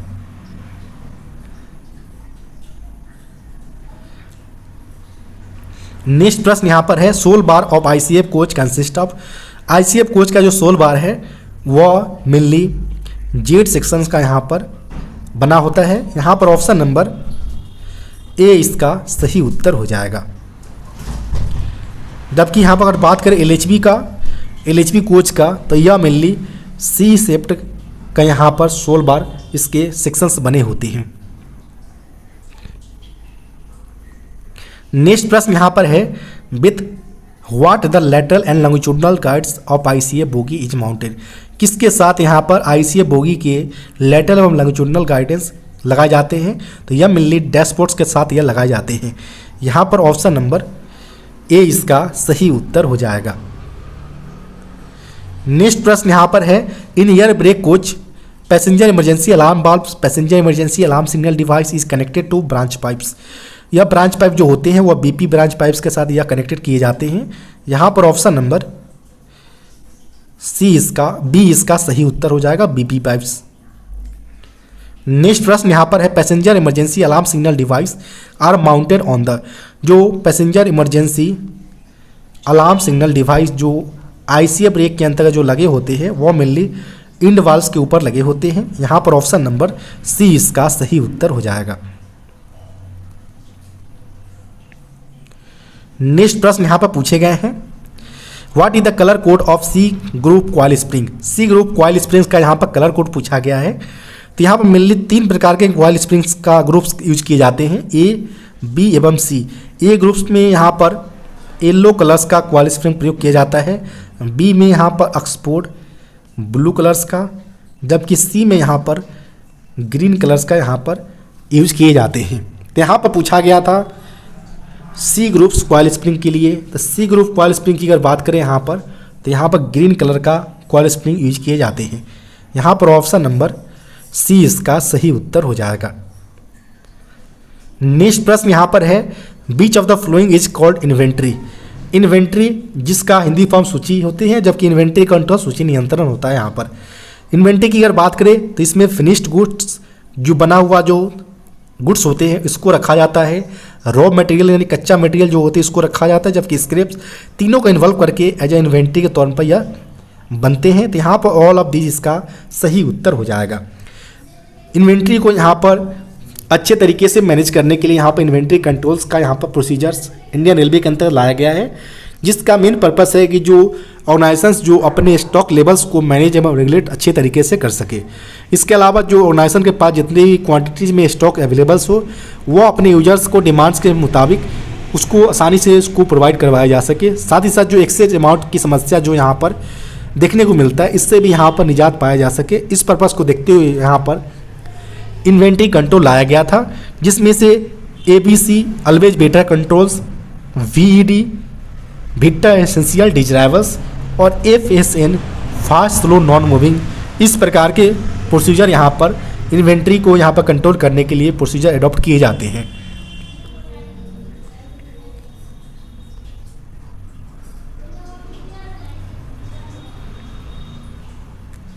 नेक्स्ट प्रश्न यहाँ पर पूछे गए हैं, who is competent authority for sanctioning of Volkswagen wagons condemnation age between 25 to 30 years। 25 to 30 years के बीच में अगर कोई वॉक्सन वैगन को कंडेमनेशन करना है तो इसके लिए जो सैंक्शनिंग कॉम्पिटेंट अथॉरिटी जो होगा वो कौन होगा, वह यहाँ पर पूछा गया है। तो यहाँ पर हम बात करें अगर कि जो सबसे पहले यहाँ पर कोडल लाइफ आप देख ली कि जो फ्रेट स्टॉक के केस में जो कोडल लाइफ होता है वह वॉक्सन वैगन जिसे bogie open wagon with air brake and casnub bogie के यहाँ पर रिस्पेक्ट में लिया जाता है। तो वॉक्सन वैगन के केस कम यानी यहाँ पर अगर बात करें तो वॉक्सन वैगन जो कि एक प्रकार का ओपन टाइप का वैगन है, इस प्रकार के स्टॉक का जो कोडल लाइफ होता है वह यहाँ पर 30 ईयर्स यहाँ पर लिए जाते हैं। इसके अलावा यहाँ पर अगर बात करें BTPN वैगन का, टैंक वैगन का, तो इस प्रकार के स्टॉक का 40 ईयर्स यहाँ पर कोडल लाइफ होते हैं। जबकि ऑल अदर टाइप्स के जो स्टॉक जिसमें कैशना बोगी के साथ यह फिटेड है तो इस केस में 35 ईयर्स यहाँ पर लिया जाता है, जिसमें से मोस्टली BCN वैगन को यहाँ पर जो 35 ईयर्स के केस में यहाँ पर लिए जाते हैं, जो कि एक प्रकार का कवर्ड टाइप्स के जो यहाँ पर वैगन्स होते हैं उसको इसके अंतर्गत रखा गया है। तो यहाँ पर नॉर्मल जो कंडमनेशन जो किए जाते हैं ओपन टाइप्स के यानी वॉक्सन वैगन वो 30 ईयर्स के इंटरवल पर यानी 30 ईयर के इंटरवल पर यहाँ पर किए जाते हैं। लेकिन प्रश्न में यहाँ पर बोला गया है कि जब हमें कंडमनेशंस 25 से लेकर 30 ईयर्स के बीच में करना है, यानी प्री मेचर्स। ध्यान रखिए, नॉर्मली वोक्सवैगन का जो कंडमनेशन है वह 30 ईयर्स में यहाँ पर होता है, जबकि यहाँ पर 25 से लेकर 30 ईयर्स के केस में करना है, यानी यहाँ पर प्री मेचर कंडमनेशन यहाँ पर करने हैं। तो इस केस में यहाँ पर यह ध्यान दिया जाता है कि यह जब भी कंडमनेशन प्री मेचर्स करने हो या कंडमनेशन का जो यहाँ पर समस्या आता है, तो उस केस में यहाँ पर जो वैगन को इंडिविजुअली CWM, डिप्टी CME या सीनियर DME के माध्यम से कंडमनेशन वैगन को यहाँ पर चेकआउट विजिट किए जाते, पर्सनली इंस्पेक्ट किए जाते हैं। इसके बाद कंडमनेशंस की जो कंडीशन है वैगन्स का, उसका रिपोर्ट यहाँ पर पर्सनली यहाँ पर तैयार किया जाता है, उसका डिजिटल साइंस किए जाते हैं। और इसके जो प्रपोजल्स है वह यहाँ पर जो PCME होते हैं या CRSE होते हैं, और कोचेज का है तो वह कोचिंग का, और फ्रेट्स का है तो ये फ्रेट्स को यहाँ पर अप्रूवल के लिए भेज दिए जाती है। और यह जो प्रक्रिया वो फाइनेंस कंकरेंस के आधार पर किया जाता है जब आपको प्री मेचर कंडमनेशन यहाँ पर करने होते हैं। तो यहाँ पर यह ध्यान रखना होता है कि जो दो प्रकार के यहाँ पर होते हैं, पहला यहाँ पर अगर एक्सीडेंट्स के साथ इन्वॉल्व वैगन्स है तो इस केस में यहाँ पर CMEs या CRC वगैरह जो होते हैं वह यहाँ पर इन्वॉल्व होते हैं, जिस केस में किसी प्रकार के फाइनेंस कंकरेंस की रिक्वायरमेंट नहीं होते हैं। अगर वह नॉन एक्सीडेंट्स का अगर वैगन्स है, अगर वह मोर देन 25 ईयर्स अगर यहाँ पर उसके बाद अगर कंडमनेशन किए जाते हैं 25 ईयर्स के बाद और उसकी नॉर्मल कंडमनेशन लिमिट से पहले, तो उस केस में यहाँ पर फाइनेंस कंकरेंस की रिक्वायरमेंट यहाँ पर होते हैं। जबकि अगर वैगन्स अगर या जो स्टॉक्स है और विदिन या बिफोर 25 ईयर्स अगर कंडमनेशन किए जाते हैं और वह नॉन एक्सीडेंट्स हो, तो उस केस में यहाँ पर रेलवे बोर्ड यहाँ पर खुद यहाँ पर सैंक्शनिंग अथॉरिटी होते हैं। तो यहाँ पर जो बोला गया था वो 25 से लेकर 30 ईयर्स का, तो इस केस में यहाँ पर CRC फ्रेट्स या PCME, तो यहाँ पर दोनों यहाँ पर ऑप्शन दिए रखे हैं। यहाँ पर अगर बात करें अगर तो CRC फ्रेट यहाँ पर मेनली जो रिस्पॉन्सिबल होंगे जो कंडमनेशन प्री मेचर कंडमनेशन के लिए, तो यहाँ पर ऑप्शन नंबर C इसका सही उत्तर होगा। नेक्स्ट प्रश्न यहाँ पर पूछे गए हैं, centre pivot of casnub bogie is made of. जो कैसना बोगी के सेंटर पिवेट्स होते हैं वह किस प्रकार के मटेरियल से बने होते हैं, तो वह मेनली कास्ट स्टील का बना होता है। यहाँ पर ऑप्शन नंबर B इसका सही उत्तर हो जाएगा। नेक्स्ट जो प्रश्न पूछे गए हैं ऑफिशियल लैंग्वेज से पूछे गए हैं, जिसमें पहला प्रश्न पूछे गए language of the union is mention in which chapter of the constitution. संविधान के किस चैप्टर के अंतर्गत लैंग्वेज ऑफ द यूनियन संघ की भाषा के बारे में मेंशन किया गया है। तो total 4 chapters constitution of India के अंतर्गत मेंशन किए गए हैं। इसमें चैप्टर 1 के अंतर्गत जो आर्टिकल 343 है, चैप्टर 1 के अंतर्गत इस प्रकार के लैंग्वेज ऑफ यूनियन के बारे में यहाँ पर मेंशन किए गए हैं। यहाँ पर ऑप्शन नंबर A इसका सही उत्तर हो जाएगा। नेक्स्ट जो प्रश्न पूछे गए हैं, language to be used in parliament is mention in which article of the constitution. संविधान के कौन से आर्टिकल्स के अंतर्गत जो लैंग्वेज यहाँ पर पार्लियामेंट के अंतर्गत यूज किए जाने हैं वो कहाँ पर मेंशन किए गए हैं, तो यह मेनली आर्टिकल 120 ऑफ पार्ट 5 के जो आर्टिकल 120 है, इसके अंतर्गत यह मेंशन किया गया है कि भारतीय जो पार्लियामेंट के अंतर्गत किस प्रकार के लैंग्वेज यहाँ पर यूज किए जाने हैं। यहाँ पर ऑप्शन नंबर की अगर बात करें तो ऑप्शन नंबर यहाँ पर B इसका सही उत्तर हो जाएगा। इसके अलावा यहाँ पर अगर बात करें तो आर्टिकल 210 की अगर बात करें तो इसमें स्टेट लेजिस्लेचर जो स्टेट विधानसभा होते हैं उसमें किस प्रकार के यहाँ पर लैंग्वेज यूज किए जाने हैं, वह आर्टिकल 210 ऑफ पार्ट 6 के अंतर्गत मेंशन किया गया है।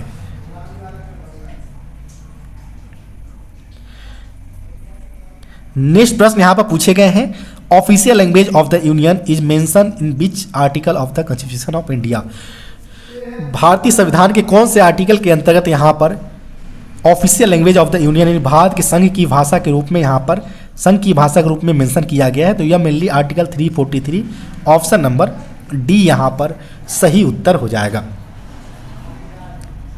नेक्स्ट प्रश्न यहाँ पर पूछे गए हैं, in which article of the constitution of India mention about language of communication between one state and another states और between states and the union. निम्नलिखित में से यहाँ पर कौन से भारतीय संविधान के आर्टिकल के अंतर्गत यह मेंशन किया गया है ऑफिशियल लैंग्वेज की रिगार्डिंग कि यह कम्युनिकेशन एक राज्य से दूसरे राज्य या एक राज्य से एक संघ के बीच कम्युनिकेशन जो ऑफिशियल लैंग्वेज का होता है वह भारतीय संविधान के कौन से आर्टिकल के अंतर्गत मेंशन किए गए हैं वो यहाँ पर पूछा गया है। तो यह मेनली आर्टिकल 346 के अंतर्गत यह मेंशन किए गए हैं। तो यहाँ पर जो करेक्ट उत्तर होगा वो ऑप्शन नंबर यहाँ पर ए इसका सही उत्तर हो जाएगा। इसके अलावा अगर बात करें तो आर्टिकल 348 के अंतर्गत जो लैंग्वेज सुप्रीम कोर्ट्स या हाई कोर्ट्स या एक्ट्स एवं बिल्स के लिए जो प्रयोग किए जाते हैं वो आर्टिकल 348 के अंतर्गत मेंशन किए गए हैं।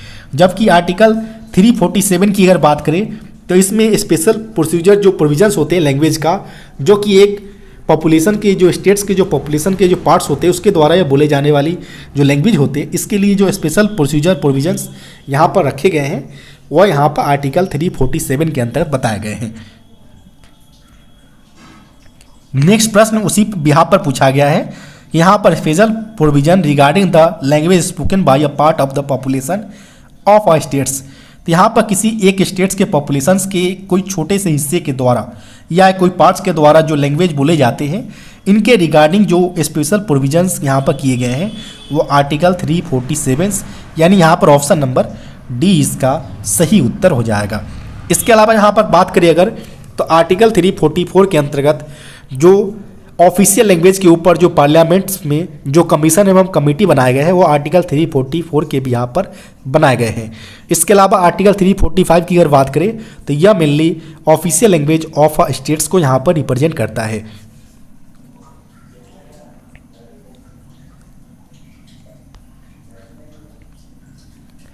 नेक्स्ट प्रश्न यहाँ पर पूछे गए हैं, in which article of the constitution of India mention in the directive for the development of Hindi language. यानी यहाँ पर बोला गया है कि हिंदी लैंग्वेज जो हिंदी ऑफिशियल लैंग्वेज के डेवलपमेंट्स के रिलेटेड जो निर्देश दिए गए हैं इसका उल्लेख यहाँ पर भारतीय संविधान के कौन से आर्टिकल के अंतर्गत किए गए हैं। तो यह मेनली आर्टिकल 351 के अंतर्गत यह मेंशन किए गए हैं। तो यहाँ पर ऑप्शन नंबर सी इसका सही उत्तर हो जाएगा। नेक्स्ट प्रश्न यहाँ पर है, how many members are there in the parliamentary committee on official language. Official language के ऊपर जो पार्लियामेंट्री कमेटी में जो कितने मेंबर्स यहाँ पर है टोटल, तो टोटल मेंबर्स यहाँ पर 30 के नंबर्स में हैं, जिसमें से यहाँ पर 10 मेंबर्स राज्यसभा से और 20 मेंबर्स यहाँ पर लोकसभा से आते हैं। जबकि इसके चेयरपर्सन की अगर बात करें पार्लियामेंट्री कमेटी का तो वह यहाँ पर होम मिनिस्टर खुद इसके चेयरमैन यहाँ पर होते हैं। तो यहाँ पर टोटल मेंबर पूछे गए थे 30 मेंबर्स, ऑप्शन नंबर यहाँ पर सी इसका सही उत्तर हो जाएगा। नेक्स्ट प्रश्न यहाँ पर है, how many members of Lok Sabha are there in the parliamentary committee on official language. Lok Sabha से टोटल 20 मेंबर्स होते हैं आउट ऑफ 30 मेंबर्स। यहाँ पर ऑप्शन नंबर डी इसका सही उत्तर हो जाएगा। नेक्स्ट प्रश्न यहाँ पर पूछे गए हैं, in which schedule of the constitution are the language mentions. यानी जो लैंग्वेज संविधान की किस अनुसूची में भाषाओं का उल्लेख किया गया है वो कौन से यहाँ पर शेड्यूल्स है, तो वो मेनली 8वीं अनुसूची यानी 8th शेड्यूल के अंतर्गत लैंग्वेज से रिलेटेड यहाँ पर मेंशन किए गए हैं। यहाँ पर अगर बात करें ऑप्शन नंबर का तो ऑप्शन नंबर यहाँ पर बी इसका सही उत्तर हो जाएगा। इनिशियली अगर बात करें लैंग्वेज जो थे वह 14 लैंग्वेज यहाँ पर रखे गए थे। करंट के अंतर्गत टोटल 22 लैंग्वेज को यहाँ पर 8वीं अनुसूची के अंतर्गत शामिल किया गया है, जिसमें से एकमात्र जो फॉरेन लैंग्वेज है वो नेपाली लैंग्वेज को यहाँ पर इंक्लूड किए गए हैं। नेक्स्ट प्रश्न यहाँ पर पूछे गए हैं, अंडमान एवं Nicobar islands comes under which classified regions for the use of official language. Official language के यूज के आधार पर यहाँ पर अगर बात करें तो टोटल भारत को 3 रीजन्स में क्लासीफाई किए गए हैं, ए रीजन्स, बी रीजन्स एवं सी रीजन्स, जिसमें से यहाँ पर बात करें तो अंडमान निकोबार आइलैंड्स एवं जो दिल्ली यूनियन टेरेटरीज है दोनों को यहाँ पर रीजन ए के अंतर्गत शामिल किए गए हैं। यहाँ पर ऑप्शन नंबर ए इसका सही उत्तर हो जाएगा। नेक्स्ट प्रश्न यहां पर पूछे गए हैं, rate of variation in cross level per metre is called. Cross level में rate of variation per metre जो कहलाते हैं वह मेनली ट्विस्ट कहलाते हैं। यहां पर ऑप्शन नंबर ए इसका सही उत्तर हो जाएगा। इस प्रकार से ट्रैक्स होते हैं, ट्रैक्स के ऊपर यहाँ पर हम अलग अलग यहाँ पर स्टेशंस पर यहाँ पर हम जो क्रॉस लेवल्स होते हैं ट्रैक के ऊपर उसको यहाँ पर हम मेजरमेंट करते हैं। तो यहाँ पर अगर बात करें क्रॉस लेवल जो होते हैं वो simply level difference between left tracks एवं राइट ट्रैक के बीच जो लेवल डिफरेंस होते हैं उसे हम क्रॉस लेवल बोलते हैं। जब यहाँ पर टू ट्रैक्स का लेवल सेम लेवल पर होगा तो उस दौरान यहाँ पर क्रॉस लेवल जो होगा वो 0 होगा, इसका आप ध्यान रखिए। जो यहाँ पर हम बात करें अगर तो जो ट्विस्ट होता है मेनली ट्विस्ट जो होते हैं वो algebraic difference of cross level upon chord length होते हैं। कॉर्ड लेंथ हमेशा यहाँ पर 3 मीटर्स के डिस्टेंस पर यहाँ पर अलग अलग जो स्टेशन पर मेजर करते हैं उसको यहाँ पर 3 मीटर्स से यहाँ पर रिप्रेजेंट किया जाता है। इसके अलावा यहाँ पर अगर बात करें क्रीप का तो क्रीप मेनली जो होते हैं वो लॉन्गिट्यूडनल मूवमेंट ऑफ रेल्स होते हैं इन द ट्रैक्स में जो लॉन्गिट्यूडनल मूवमेंट जो होता है रेल्स लाइंस का उसको हम यहाँ पर हम क्रीप के तौर पर जानते हैं। यहाँ पर सिंपली फ्रीक्वेंसी सब शेड्यूल 3 का पूछा गया था, तो सब शेड्यूल 3 का फ्रीक्वेंसी 6 ईयर्स या 24 लाख किलोमीटर जो भी पहले हो वो यहाँ पर कंडक्ट करवाए जाते हैं। यहाँ पर ऑप्शन नंबर सी करेक्ट उत्तर हो जाएगा। नेक्स्ट प्रश्न यहाँ पर पूछे गए हैं, the axle load of BRNHL wagon. BRN जो वैगन एक प्रकार का फ्लैट टाइप के वैगन्स होते हैं, इसमें जो HL वर्जन का जो वैगन्स है इसका एक्सल लोड कैपेसिटी जो है वो 22.9 टन यहाँ पर होते हैं। यहाँ पर ऑप्शन नंबर ए इसका सही उत्तर हो जाएगा।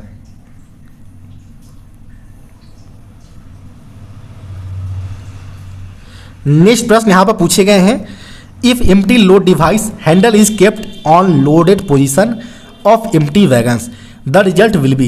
यानी यहाँ पर बोला गया है कि एम्प्टी लोड डिवाइस के जो हैंडल है अगर उसे लोडेड पोजीशन में रखा जाता है एम्प्टी वैगन्स का तो इसका रिजल्ट क्या होगा वह यहाँ पर पूछा गया है। तो इस प्रकार के जब यहाँ पर प्रक्रिया अपनाया जाता है तो इससे मेनली जो होते हैं वो ब्रेक बाइंडिंग की समस्या यहाँ पर देखने को मिलती हैं। जैसे कि यहाँ पर अगर बात करें यहाँ पर तो जो एम्प्टी लोडेड डिवाइस है जिसको लेफ्ट साइड हम एम्प्टी से रिप्रेजेंट करते हैं, राइट साइड को यहाँ पर हम लोडेड को रिप्रेजेंट करते हैं। एम्प्टी के लिए यहाँ पर येलो कलर्स का यहाँ पर पेंटेड किए होते हैं, जबकि लोडेड को यहाँ पर रिप्रेजेंट करने के लिए यहाँ पर ब्लैक कलर से यहाँ पर रिप्रेजेंट किया जाता है। अब यहाँ पर बात करें कि जो वैगन अगर ग्रॉस वेट अगर अप टू 42.5 टन तक अगर वैगन का वेट होता है तो इस दौरान यहाँ पर हैंडल को लेफ्ट साइड यानी एम्प्टी कंडीशन की तरफ यहाँ पर रखने हैं। जब वैगन का ग्रॉस वेट, ध्यान रखिए यह ग्रॉस वेट से, ग्रॉस वेट अगर मोर देन 42.5 टन यहाँ पर अगर होते हैं तो उस केस में यहाँ पर लोडेड कंडीशन में रखने यानी ब्लैक कलर की तरफ इसको रखने हैं। अगर इसमें किसी प्रकार के अगर रॉन्ग मूवमेंट अगर होते हैं तो यह पुअर ब्रेक पावर या ब्रेक बाइंडिंग की समस्या को यह जनरेट कर सकता है। यहाँ पर वही पूछा गया है कि अगर एम्प्टी लोड डिवाइस हैंडल को यहाँ पर अगर लोडेड कंडीशन पोजीशन की तरफ रखा जाता है एम्प्टी वैगन का तो इससे यह होगा कि जो एम्प्टी मूवमेंट में अगर कोई बॉक्सन वैगन का एग्जांपल अगर ले तो एम्प्टी कंडीशन के दौरान पिस्टन का मूवमेंट यहाँ पर 85 ± 10 mm का होता है, जबकि लोडेड कंडीशन में 130 ± 10 mm का यहाँ पर होता है। अगर हम एम्प्टी वैगन का कंडीशन में अगर हम जो हैंडल से अगर लोडेड पोजीशन में रखते हैं तो इससे ये जो पिस्टन का मूवमेंट 130 के हिसाब से होगा, इससे यह ब्रेक बाइंडिंग की समस्या को यहाँ पर जनरेट कर सकता है। यहाँ पर ऑप्शन नंबर की अगर बात करें तो ऑप्शन नंबर यहाँ पर बी इसका सही उत्तर होगा।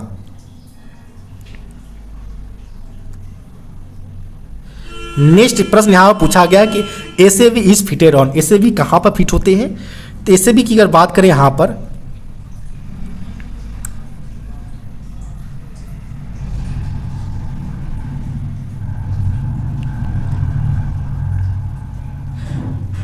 यहाँ पर जो एसएवी वायर्स के पीछे जो होते हैं इनका कनेक्शन मेनली जो लाइव हॉरिजॉन्टल लीवर होता है इसके साथ यह कनेक्टेड होते हैं, जबकि सामने वाले जो इसका प्रोटेक्शन ट्यूब्स के जो होते हैं वह मेनली शॉर्ट पुल नट के साथ यह अटैच्ड होते हैं।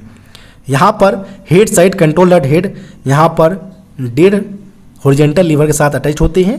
इसके बाद यहाँ पर इसके पीछे बैक साइड में यहाँ पर लॉन्ग पुल रड का यहाँ पर पोजीशन स्टार्ट होते हैं और यही कंट्रोलर हेड सहित एवं कंट्रोलर बैरल के बीच के जो डिस्टेंसेस होते हैं इसे ए डायमेंशन के तौर पर जाना जाता है।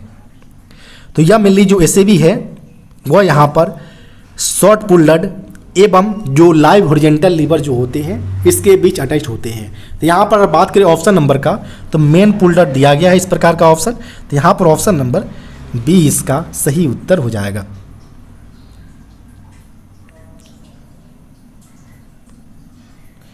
नेक्स्ट प्रश्न यहाँ पर पूछे गए हैं, which RDSO technical pamphlets is referred to find instructions for inspection and maintenance of casnub bogie. Casnub bogie के लिए सिंपली G95 यहाँ पर आरडीएसओ टेक्निकल पैम्पलेट्स का प्रयोग किया जाता है। यहाँ पर ऑप्शन नंबर डी इसका सही उत्तर होगा। इसके अलावा G97 की अगर बात करें तो यह air brake system for freight stock के लिए यहाँ पर है। G90 BTPN वैगन के लिए होते हैं। G86 की अगर बात करें तो यह BTP GLN वैगन जो लिक्विफाइड पेट्रोलियम टैंक वैगन्स होते हैं इनके लिए यहाँ पर यूज में लिया जाता है।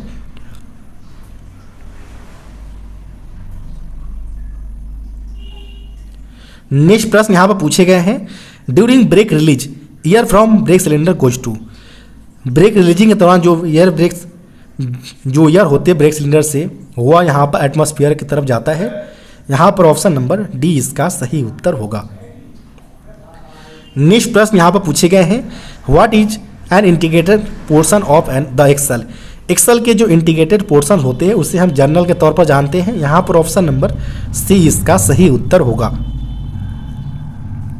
नेक्स्ट प्रश्न यहाँ पर है, what is the capacity of control reservoir of goods train. Goods train के अंतर्गत जो कंट्रोल रिजर्वायर्स होते हैं वह मेनली यहाँ पर इसका कैपेसिटी पूछा गया जो कि 6 लीटर का यहाँ पर कैपेसिटी इसका होता है। अगर इसमें प्रेशर पूछा जाता तो 5 kg पर सेंटीमीटर स्क्वायर का यहाँ पर बीपी के द्वारा यहाँ पर प्रेशर चार्ज किए जाते हैं।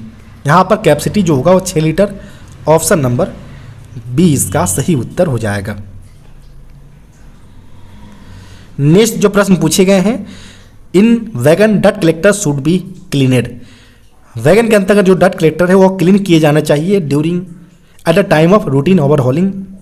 आरओएच के दौरान यहाँ पर इसका क्लीनिंग प्रोसीजर अपनाया जाता है, जिसमें मस्ट चेंज आइटम के तौर पर डट कलेक्टर का जो फिल्टर है उसको यहाँ पर as a must change item के तौर पर चेंज किया जाना चाहिए, क्योंकि यह ब्रेक बाइंडिंग की समस्या को यह जनरेट करता है। इसके अलावा अगर बात करें इसका टाइप ऑफ डट कलेक्टर पूछा जाता है, 3 वे डट कलेक्टर का प्रयोग यहाँ पर यूज किए जाते हैं। डट कलेक्टर का मेन फंक्शन होता है कि जो प्रेशर यहाँ पर आते हैं उसको यह फिल्टर करके आगे ब्रांच पाइप में यह भेजते हैं, और यह जो प्रोसीजर अपनाए जाते हैं वह यहाँ पर जो सेंट्रीफ्यूगल जो एक्शंस होते हैं उसके माध्यम से यह प्रकार के जो प्रोसीजर यहाँ पर अडॉप्ट किए जाते हैं। आपको वीडियो कैसा लगा कमेंट बॉक्स में बताना न भूलें। अगर आपके पास भी कोई ऐसा पेपर है जिसका आप सॉल्यूशन चाहते हो, डिस्क्रिप्शन बॉक्स में दिए गए व्हाट्सएप नंबर पर अपना पेपर भेज सकते हैं। धन्यवाद।